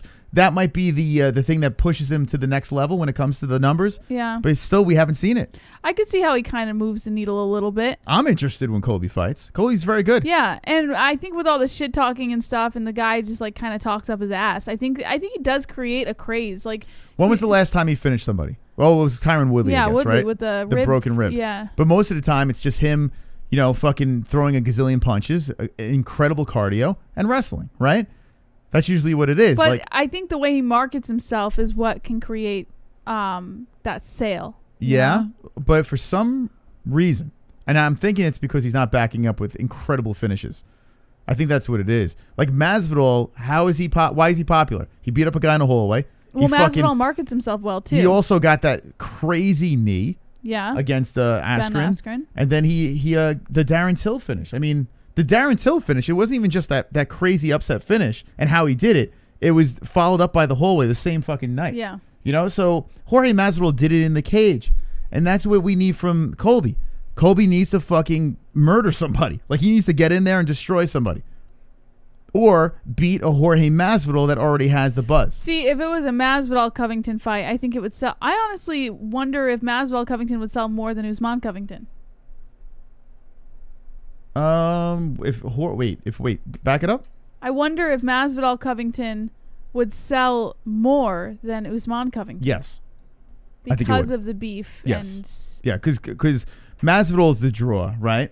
But if you have Colby in there yapping away, 100%. Yeah, Usman doesn't really do much when it comes to the yapping. Like, he doesn't play that game very well. He's a very good champion. I think he's gotten better on the mic, but he doesn't like really sell a fight like Colby could do in that situation. Yeah, so I would say Colby Masvidal more for sure. Yeah. Yeah, see? All right, let's see what the chat says. What does the chat say? Bill Butcher says Usman has zero buzz. Ride the Tycogen says Moss is correct. Stop, you bum, says Slipstream. Roger says he's tough, not Nate, but tough. I see a bunch of likes coming in by Nightbot. By the way, speaking of likes, where we at? We at 144, boys and girls. We have 200 people watching right now. Let's do what we like to call a like spike. We need 200 likes. 200 likes. Now hit me with the wonderful wonderfuls in the chat if you like the stream. But we need 200 likes. Did you like it? Wonderful. Drop a wonderful wonderful. Let's go, baby. Come on. It's Wednesday night. We're partying here. You put me to sleep. We need some likes. Let's go. 151. That's... Go. More likes over here. We need 200 likes on the MMA-Holes live stream. We did 1 FC. We're in the MMA news. We're talking about UFC 261. Look at the wonderful wonderfuls coming in over here. Here we go. We see the number going up. That is wonderful, wonderful. We want 200 likes. Help us out over here and be wonderful, wonderful. Head movement in the chat. Uncle Rogelio. Walt. Philip is wonderful, wonderful. Staley's got 10 more likes. Uncle Mike H is. Wonderful. We're going to keep an eye on that. We got to get to 200 likes tonight. Very important to us. Back into the news. Dana White refutes Snoop Dogg's claim of the $2 million bet, saying, I have never made an illegal bet ever. I'm sure some of you guys have already heard this story. That's what I said. I said he didn't bet Snoop. No one listened. Well, according to Jed Mishu of MMA Fighting, on Saturday, obviously the Jake Paul versus Ben Askren fight happened, and Snoop Dogg, who was serving as one of the hosts of the event, hopped on the mic and started shouting, Dana White, where my money at? Referencing an alleged bet that White made on Askren beating Paul. But speaking with Yahoo's Kevin Aioli, is that Aioli? Ariola. On Monday, White declared that no such bet was ever made. He said, I don't even want to say it. I don't even want to say what I think happened in that fight. But I can tell you this. I don't owe Snoop $2 million. I never bet. Let me make it clear right here to everybody. I have never made an illegal bet ever. I did not make an illegal bet on Saturday night. I did not have sexual relations. I did not bet $2 million with Snoop or anybody. The genesis of this comes from an appearance on Mike Tyson's podcast where White was discussing the bout with Zab Judah and Mike Tyson and told Judah he'd bet $1 million that Askren would win. From there, Snoop Dogg went on TMZ to attempt to double down on that, saying he'd bet White $2 million. White never publicly accepted the bet, nor, he says, did he do so in private either. It is bizarre, and the whole Snoop Dogg owning Triller, like being part owners of Triller or some shit like that, and then like a conflict of interest with placing a bet and then celebrating on air. Like the whole thing was wild. So I mean, right off the bat, you know that maybe he did bet somewhere, but you could tell though Dana White is looking to cover his tracks, like not like that he actually did it, but just wanting to clear the air quick because he probably has gotten into trouble in the past with illegal betting and stuff like that. No, I think Dana White. Listen, I think that he said it. Why would he be so adamant about clearing the air? No, because he didn't do it. Yeah, but he was like very like. He didn't do it. Like, I'm going to make this clear. Because he's getting frustrated with this whole Triller thing. I think he's so sick of boxing right now. This guy was a boxing guy. And here he is now. He's trying to just kind of do his thing with the UFC. And now you got this circus that kind of dragged him in with the whole Jake Paul situation. Jake Paul's listen, say what you will. The guy knows what he's doing. Jake Paul is, and by the way, did you see him on, there's a Paul podcast, and he was going after DC? Impulsive? Yeah, did you see what he said about DC, calling him a fat fuck and this and that? I do have something, actually, do I have it? I think I pulled it. It's oh, no, nuts, I didn't man. pull it. But yeah, I know what you're talking about, the whole back and forth with DC and Jake Paul. Jake Paul is literally throwing the line out there, and he doesn't even have to put bait in the hook. He's just throwing the hook out there and everyone's biting. Yeah. Everything's working for this kid. And he's knocking the people out that he's supposed to knock out. At this point, with the amount of attention that it's received, both from the boxing community, from the YouTube community, and from the MMA community, I mean, everyone's going to jump on board whenever a fire is lit under them, you know? So it doesn't surprise me that DC or anybody else in the MMA community is jumping on this whole fucking train. Mm-hmm. And with the Mike Tyson podcast, he says, I will bet $1 million that Ben Askren wins, right? Yes. And then Snoop Dogg follows up, all right, make it $2 million. Well, Jake Paul originally said make it $2 million. Yeah, and then Snoop Dogg said it too. But you never heard from Dana White saying deal. Like we've never heard it. Why would you hear? Dana White's not going to publicly be like, "Oh, I placed an illegal bet." Like, no, but he's not going to publicly say deal. Like, we never know. He would throw it out there and say, "Let's go." Dana White has no problems talking about his gambling. Legally. So wait. This is here we're back with the conspiracy bullshit. I'm going by what I see and hear, okay? Why would Dana come out and be like, I made an illegal bet with Snoop Dogg for $2 million on this fight? It's not illegal. You can make a straight up bet. Why not? Yeah, Go if for they it. did it legally. But well, he said it was Dana White. When Dana White was asked, after Snoop Dogg said it, he denied it right off the bat. Before the fight happened, he was very adamant about denying it. No, before the fight, he denied it. He denied it before the fight. He said, He said on a podcast, he said, I will not make the bet illegally. If I was going to do it, I would take the 2-1 odds. Yes, I remember that. That's what he said. Yes. So maybe he made a Vegas bet. I'm not opposed to that. Yeah. But fucking, you guys with your weird conspiracy shit. Dana White did not bet Snoop Dogg. He would go to a casino. Well, you don't know that. And he would go to Vegas and go 2-1. But if he wants to keep the Vegas, the third party out of it, and if he wants to make a straight up $2 million bet, he's not going to publicly come out and say. Jesse, do you understand how betting works? If he goes to Vegas, he makes more money if he wins. Okay, I understand what you're saying, but I'm saying if he wants to keep the third party out of it, and he just wanted to have a one-on-one with Snoop Dogg, he's not going to come out and say that he had a one-on-one. Are you assuming? No, yeah, this is just an assumption. Okay. I'm saying if that bet was made, which we don't know. I mean, we can only go by what he said, which was no, it was not made. But Snoop was very excited when Jake Paul got that win, and there's a reason he was so excited. Snoop was excited because his boy won. That's what he was excited about. Give him my money, Dana. Yeah, give him my money. Because he was making it like they bet this and that. He tried to make it a whole thing, right? Mm-hmm. He was making a spectacle of it. They didn't bet. I don't know. They didn't bet. It got squashed. They didn't bet. I can only go based off what Dana White says. Why the fuck would you bet Snoop Dogg when you can get 2-1 at the casino? That makes no sense. I don't. That's what I'm saying. Where's the logic? I don't know, Mas. Okay. Maybe he just wanted a friendly wager with a friend. Get me out of this conversation. Please give me another story because it's hurting my head. Ronda Rousey's pregnant. Next. I mean, good for her. Yeah. She's been trying for a while. I think they had cows mounting her and shit like that. They were trying everything, Jess. Yeah, I don't know. I don't know the whole story about how. All I know is she's been pregnant since January, and she's 4 months now. She can't really hide it anymore. She released it on her YouTube channel with Travis Brown, and they're going to come out with another video, I guess, with the the gender reveal and all that stuff. Someone in the chat says, come on, Rhonda. There we go. Come on, Rhonda. There we go. $12 donation link in the description. Next story. All right. UFC is set to pay Drakkar Klose for a canceled Jeremy Stephens fight, but no win bonus. According to Mookie Alexander of Bloody Elbow, UFC lightweight Drakkar Klose will get compensation for his canceled matchup with Jeremy Stephens, but just not his full purse.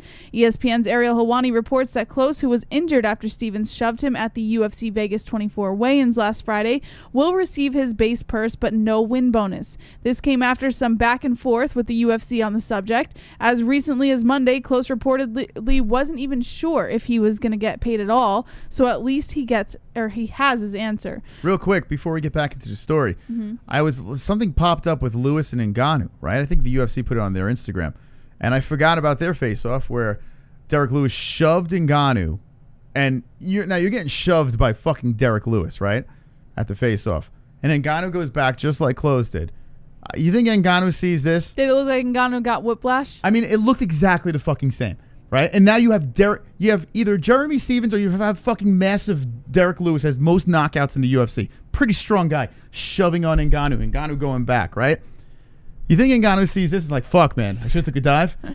I should have said I should have and then get paid for not fighting. Yeah, get paid because he lost, right? Yeah. So he should. If Ngannou would have just said, hey doc, can you write me a fucking note? I threw up this morning.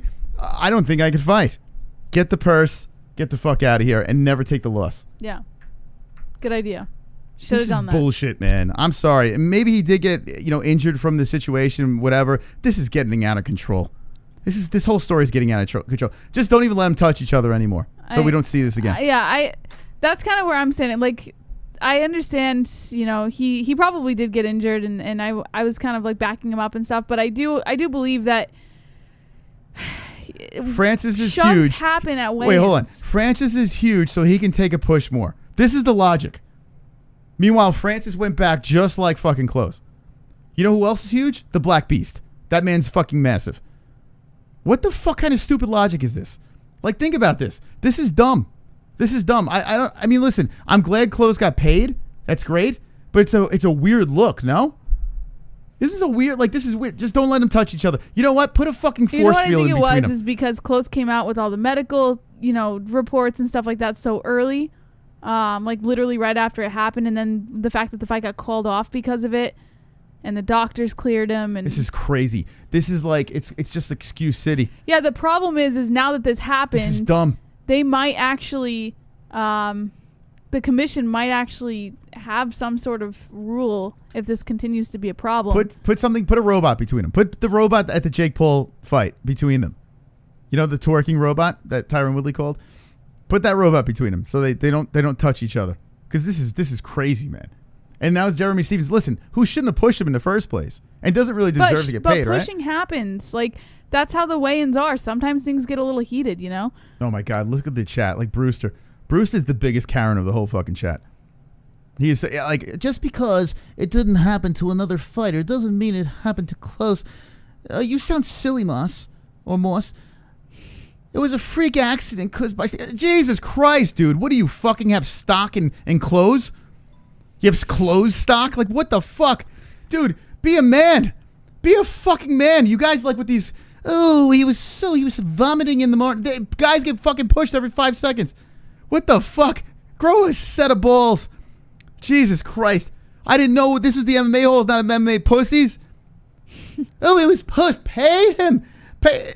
Jesus. I'm so sick of this fucking story. All right, Klose, you got paid. You win. Yep.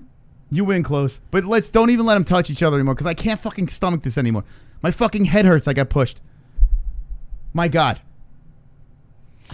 According to Adam Wells of the Bleacher Report, UFC's Khamzat Chimaev says, I want to get back and smash somebody after COVID. UFC middleweight fighter Khamzat Chimaev is preparing his return to the octagon later this year after being diagnosed with COVID-19. In February, Chimaev's manager, Ali Abdelaziz, told ESPN's Brett Okamoto that his client was being flown to Las Vegas to receive medical attention in the United States due to lingering effects from the coronavirus. Speaking to Okamoto about his illness and recovery, Chimaev explained he's able to start training again. Chimaev told Okamoto he recently had surgery in Chechnya to address some of the ongoing issues he was having from COVID. Abdelaziz confirmed on December 30th that Chimaev had coronavirus, and when he went back to the gym, his lungs did not recover 100%. Chimaev had been scheduled to fight Leon Edwards, but the bout was postponed due to his positive test. UFC rescheduled the match, but Borz had to withdraw due to his longer than expected recovery. In a March 1st post on Instagram. Wonderful. The glove touch. I can't let you get close. Can't. If you get too close, I'm going to throw up in the morning. And I'm going to get my purse. And you're getting nothing. In a March 1st post on Instagram, Chimaev hinted at retirement because of his problems he was having recovering from the virus. Okamoto noted that Chimaev is targeting August as a return date. The 26-year-old is 9-0 in his MMA career. He has won all 3 of his UFC fights by stoppage, including a 17-second knockout of Gerald Meerschaert at UFC Fight Night on September 19th. Okay. So he's eager, Moss. Come on, Hamza. Let's get back in there, man. We want some smashing. Anthony Smith sees UFC 261 bout event against Jimmy Crute as an opportunity to finally silence the doubters, like you, Moss. What do you mean? What? I picked Crute in his last fight. I mean, Smith in his last fight. Yeah, but you don't like Smith. I like Devin Clark. He's been on the show multiple times, but I picked Anthony Smith. But that was a fight that we kind of knew Devin Clark wasn't going to win. I'm going to be honest. You think Anthony Smith is going to win every fight? You pick him against John Jones. Yeah, but I'm not a doubter. He's talking about people like you, well, the doubters. When you pick a guy every single fight, eventually they're going to win, right? That's I just have faith in the dude. All right, Close or Smith? Smith. You're picking Smith over Close. You You sure mean about this one? Crute? I mean Crute, excuse me. Close. Now I got that fucking knucklehead stuck in my head. Crute. You sure? Yeah, I'm choosing Smith. Jimmy Crute taking a loss to Serkinov. I always choose Smith. Then got the Alexichuk win and got the Bukauskas win. Probably the biggest step up for Jimmy Crute here against Anthony Smith. Tough fight. Not a real layup here. But look at this. A minus 200 favorite in the fight over Lionheart. Means nothing. Okay. So we're riding the Smith train again, right? Absolutely. I tell you what. Not a terrible dog. Not a terrible dog in this fight. I think he was training with Weidman, I think, from what I heard. But gets the triangle choke over Devin Clark, who's got a grounding game of his own. Devin, unfortunately, he's in a weird spot at light heavy. You know, he's kind of undersized at that weight. He's like in this weird limbo world. But Devin's a good fighter, but Anthony Smith bounced back. And, man, I think I might be leaning towards Crute, though. I picked I picked Anthony over Devin, but I think I might be going in the Brute's favor. I don't know. Moss. It's going to be game time decision with this one. Well, let me read this to you. Let me tell you how Anthony Smith is feeling, and then maybe you can make up your mind. It's not good. I listened to the interview. I fell asleep. Oh, okay. Well, then I'll just sum it up. He says he thinks it's good for his career. The knock on him leading up to the title fight was that he was fighting older guys, and although they were Hall of Famers or former champions, he thinks that the knock is that they were older guys. Then he fights Devin Clark, and he's a young up-and-comer, so he was thinking, okay, he's a young guy. He beat him, and people are like, oh, he's not that good. He says, I think a win over Jimmy Crute legitimizes that I'm as good as I say I am. Crute is considered one of the bright prospects in the division. The 25-year-old has only won one professional defeat and is coming off of 2 first-round finishes that won him $50,000 performance of the night bonuses. Smith has no problem taking on a hot prospect who doesn't have as much attention or history in the UFC compared to other veterans. He relishes the opportunity to get on a 2-fight winning streak and start making another title run. He says, I know Dana respects that. I know the UFC respects that. That's why that I was willing to fight Devin Clark with absolutely nothing to gain and everything to lose. And here I am doing it again. I do it to show that I don't give a shit who you put in front of me. I'm here to defend my position. And then after this, we can get back to climbing. Okay. Still going to pick Anthony Smith, Moss? I don't know, man. I'm not going to. I was never going to pick him in this fight. But I don't know. I mean, there is a chance. There is a chance. I got to really let it. Anthony Smith is decent. He is pretty decent, I got to say. But Crute it's tough because what does he have? Only 12 wins, right? Mm-hmm. Where is he at here? Yeah, he's 12-1-0. So I don't have. I mean, Anthony Smith. Look at the amount of mileage, and Anthony Smith he's been around the game for a while. He knows how to win some of these big fights. Mm-hmm. Hold on, let me put the right screen on here. I mean, he knows how to get it done against some of these up and comers. Anthony Smith, baby. But I don't know. Crute's really fucking good. He really is. Like, Crew's tough, man. Well, I mean, you would be in the majority picking Crew because he is the favorite, and Smith hasn't looked good in 3 of his last 5, but I think he's going to come in all right. I think he's going to be okay. All right. How many people think Smith? Let me know in the chat. Roger C's Married at First Sight is a dumb show. Drunk Savage says shame about Devin. Staley says Khabib slander. Molester says Khabib's dad is so fake. He took pics with Chechnya leader who is a crazy guy. What a coward. Okay. Baby D's nuts is now Flanagan. Uncle Mike H dropping the thumbs up in the chat. All right, Muhammad. If you keep spamming, man, you're gonna keep getting timed out. Was he writing the same shit? Yeah. You gotta stop spamming. We don't do spamming over here, bro. Super Skunk says Abdul Manap told his son not to ever sign a fight with Michael Chandler. Crazy Ginger says Crute is my most confident pick. Wow. Bubo says Smith super durable. I don't know. Uncle Yash says I think Crute. Molester says Abdul Manap poop. Okay. All right. Nice. Wonderful. Jessica Andrade calls out Valentina Shevchenko, not Amanda Nunes, for the best pound for pound in the UFC. What do you think, Moss? Well, Amanda and Shevchenko were pretty fucking close. So you can probably go either way, right? She says Valentina is the best in the UFC. I've always wanted to fight her because I always want to fight the best. I've fought a lot of good girls, and I think Valentina is one level above any other. But you know what? She did lose twice. I mean, it doesn't matter. In the books. That's what you're looking she at. addressed that. She said, actually, her fight with Amanda Nunes, I'm one of those that think judges could have given it to Valentina because she was better. Even though Amanda has 2 belts, Valentina fights all the time and always puts on great fights and the same pace from start to finish. Amanda doesn't fight that often. She owns 2 belts, but doesn't fight all the time. So I think Valentina has more experience in the octagon. I think Valentina is the best pound for pound in the UFC. Valentina is very skilled. She really is. She can beat you anyway. And man, I still give it the edge to Nunes. I got to go with Nunes. But Valentina's right there. I mean, you take Nunes out, it's not even a question, right? Yeah, I disagree with Jessica Andrade's opinion, but listen, I mean, I'm sure she's not the only one who thinks so. I'm sure there's a lot of people who probably think Shevchenko. She's got to say that because when she loses, she can say, I lost to the best. So she's got to say that. But, yeah, Andrade versus Shevchenko is very interesting. It really is. It would be nice to see Andrade dump Shevchenko on her fucking head. That'd be crazy. Lift her up and smash her on the head. By the way, Andrade, the sex change is going well. Because she is really looking like a dude. She's not getting a sex change. No, I think she got it already. I was actually taking a look at. She can't fight in the women's division if she got a sex change. Wait, she didn't? You sure? I'm telling you, man. Oh God. She went straight dude. She just cut her hair. That doesn't mean you're going straight dude. Yeah, she's straight dude now. Stop it. She just cut her hair. I don't know, but a lot of women get. She seems like a sweetheart. I mean, listen, whatever she prefers in the bedroom is fine. I don't give a shit. I'm just saying she just.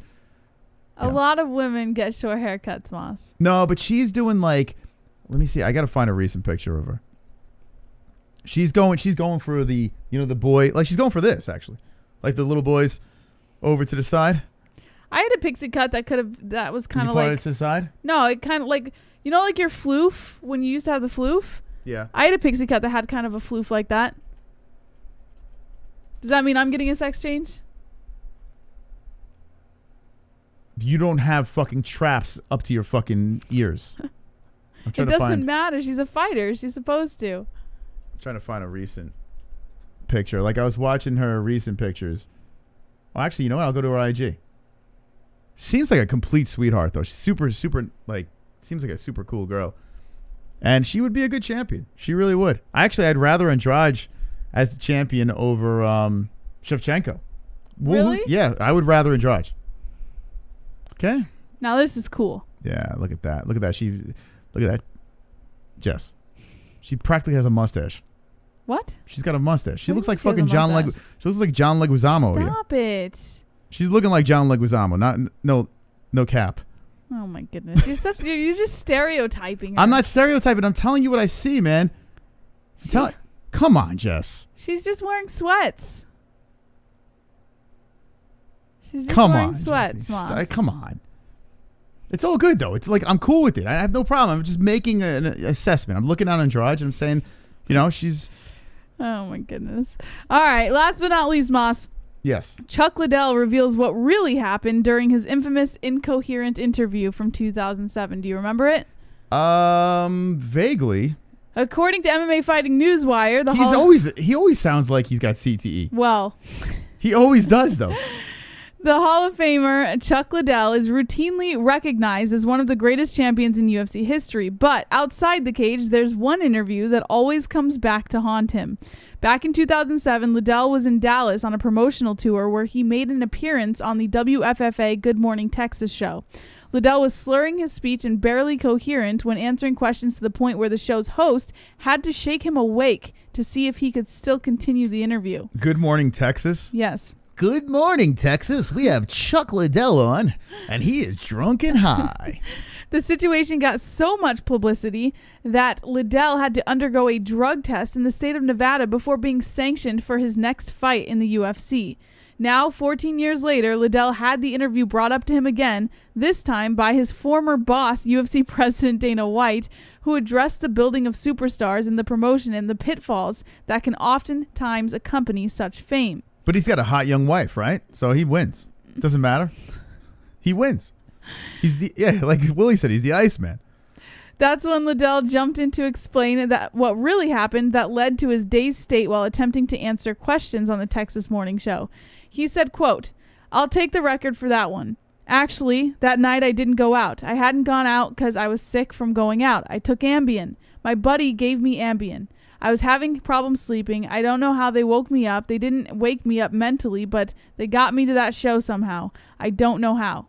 According to White, he was so concerned about Liddell's well-being after seeing that interview that he jumped on a plane alongside UFC co-owner Lorenzo Fertitta to find out what was happening with the promotion's light heavyweight champion.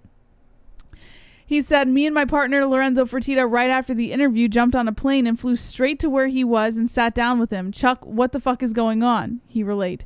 "To see if there was anything he needed that we could help him with. We're involved with pretty much everything to do with these guys' lives while they're here with us."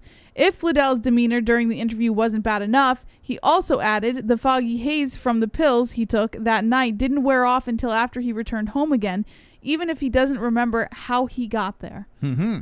He said, "For me, I didn't even remember getting home. I was in Texas. I had to fly to San Diego, and somebody drove me from San Diego to San Luis, and I don't remember getting home. That's how bad that was. It was the weirdest." Sounds like a good time. Well, now you guys all know the answer to why, to that incoherent interview. I was losing so much sleep thinking about that every night. Apparently some people were because they had to write a story on it. Yeah, every night I was restless and I would toss and turn. I'm like, I wonder whatever happened that night in 2007. Yeah.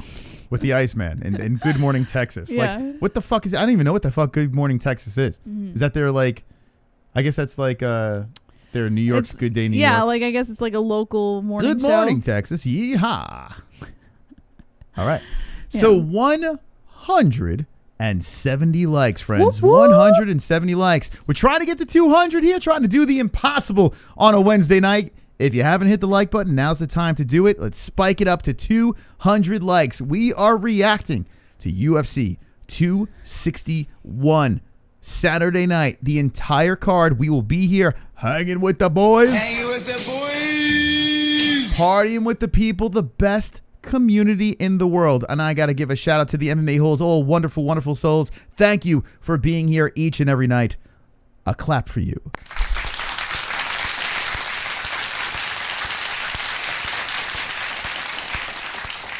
If you're looking for what happened with ONE FC, John Lineker defeated Troy Worthen. Took him out viciously. John Lineker looking all roided up and powerful. Here gets the job done. The knockout in the first round. And you have your other main event action here. The unanimous decision by Yuya Wakamatsu. Good back and forth fight between the two boys. Very fiery and feisty. ONE FC was wonderful, wonderful. And this Friday. Wonderful, wonderful. Talking about older stories having the air cleared. Have you seen the recent Vanderlei Silva interview? No. He actually admitted Charles Bennett knocked him out in the locker room. He was with Verdum on some Brazilian podcast. No. Is that true? Well, hold on. Felony is live right now. Oh, he's on PS4. Way. Hold on. Felony's live right now. What is he doing over at Felony? Screaming at the PS4? Yeah, he's probably yelling at someone. Oh, he's playing Red Dead. He's got 113 people in there. You guys want to fucking raid before we leave? Fuck that bitch up, man. Want to ask him about Vandalay? Say the MMA-Holes heard Vandalay admitted it. Wow. Here's Felony Charles Bennett over here. He's playing. Actually, if you go over to the MMAHoles.com, you can see he's live as well.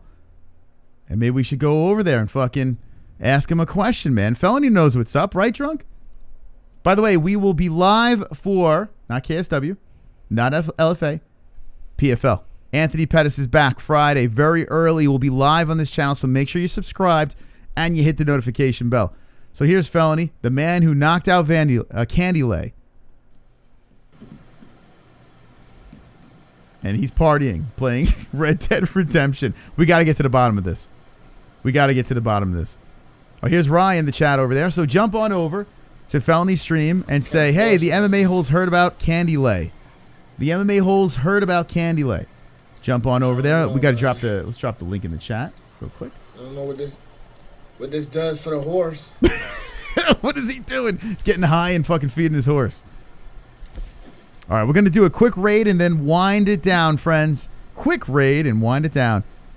He called Usman pound for pound once his Uncle Yosh. All right, let's here we go. Let's all raid the chat and say, Candylay, baby. We heard Candylay admitted he was knocked out by Felony. This is crazy.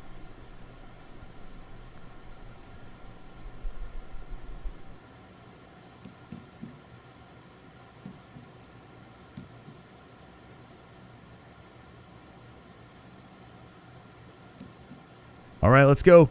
Spam the chat. And this is why we don't play what's it called? That's what we're gonna make right now. This is why we don't play this shit. Red Dead.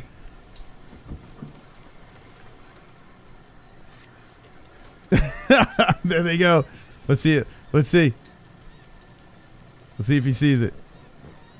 All right, we'll see you over in Felony's chat over there. Check out Felony Charles Bennett. Bro. And we're going to wind this shit down over here. Shout out to Felony, good friend of the show.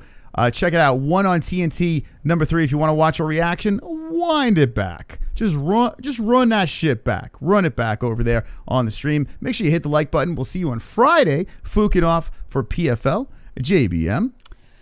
Thank you so much to our sponsors, Ballsy, Head Rush, and MysticRootsCBD.com. Promo code MMA-Holes for all of your favorite discounts. Also, Lux Bidet, link in the description. 10% off at checkout, and ESPN Plus if you want to watch the fights for UFC 261. Make sure you get your pay-per-views ahead of time. Thank you guys so much for your continued support. And don't be an a-hole. Be an MMA-hole.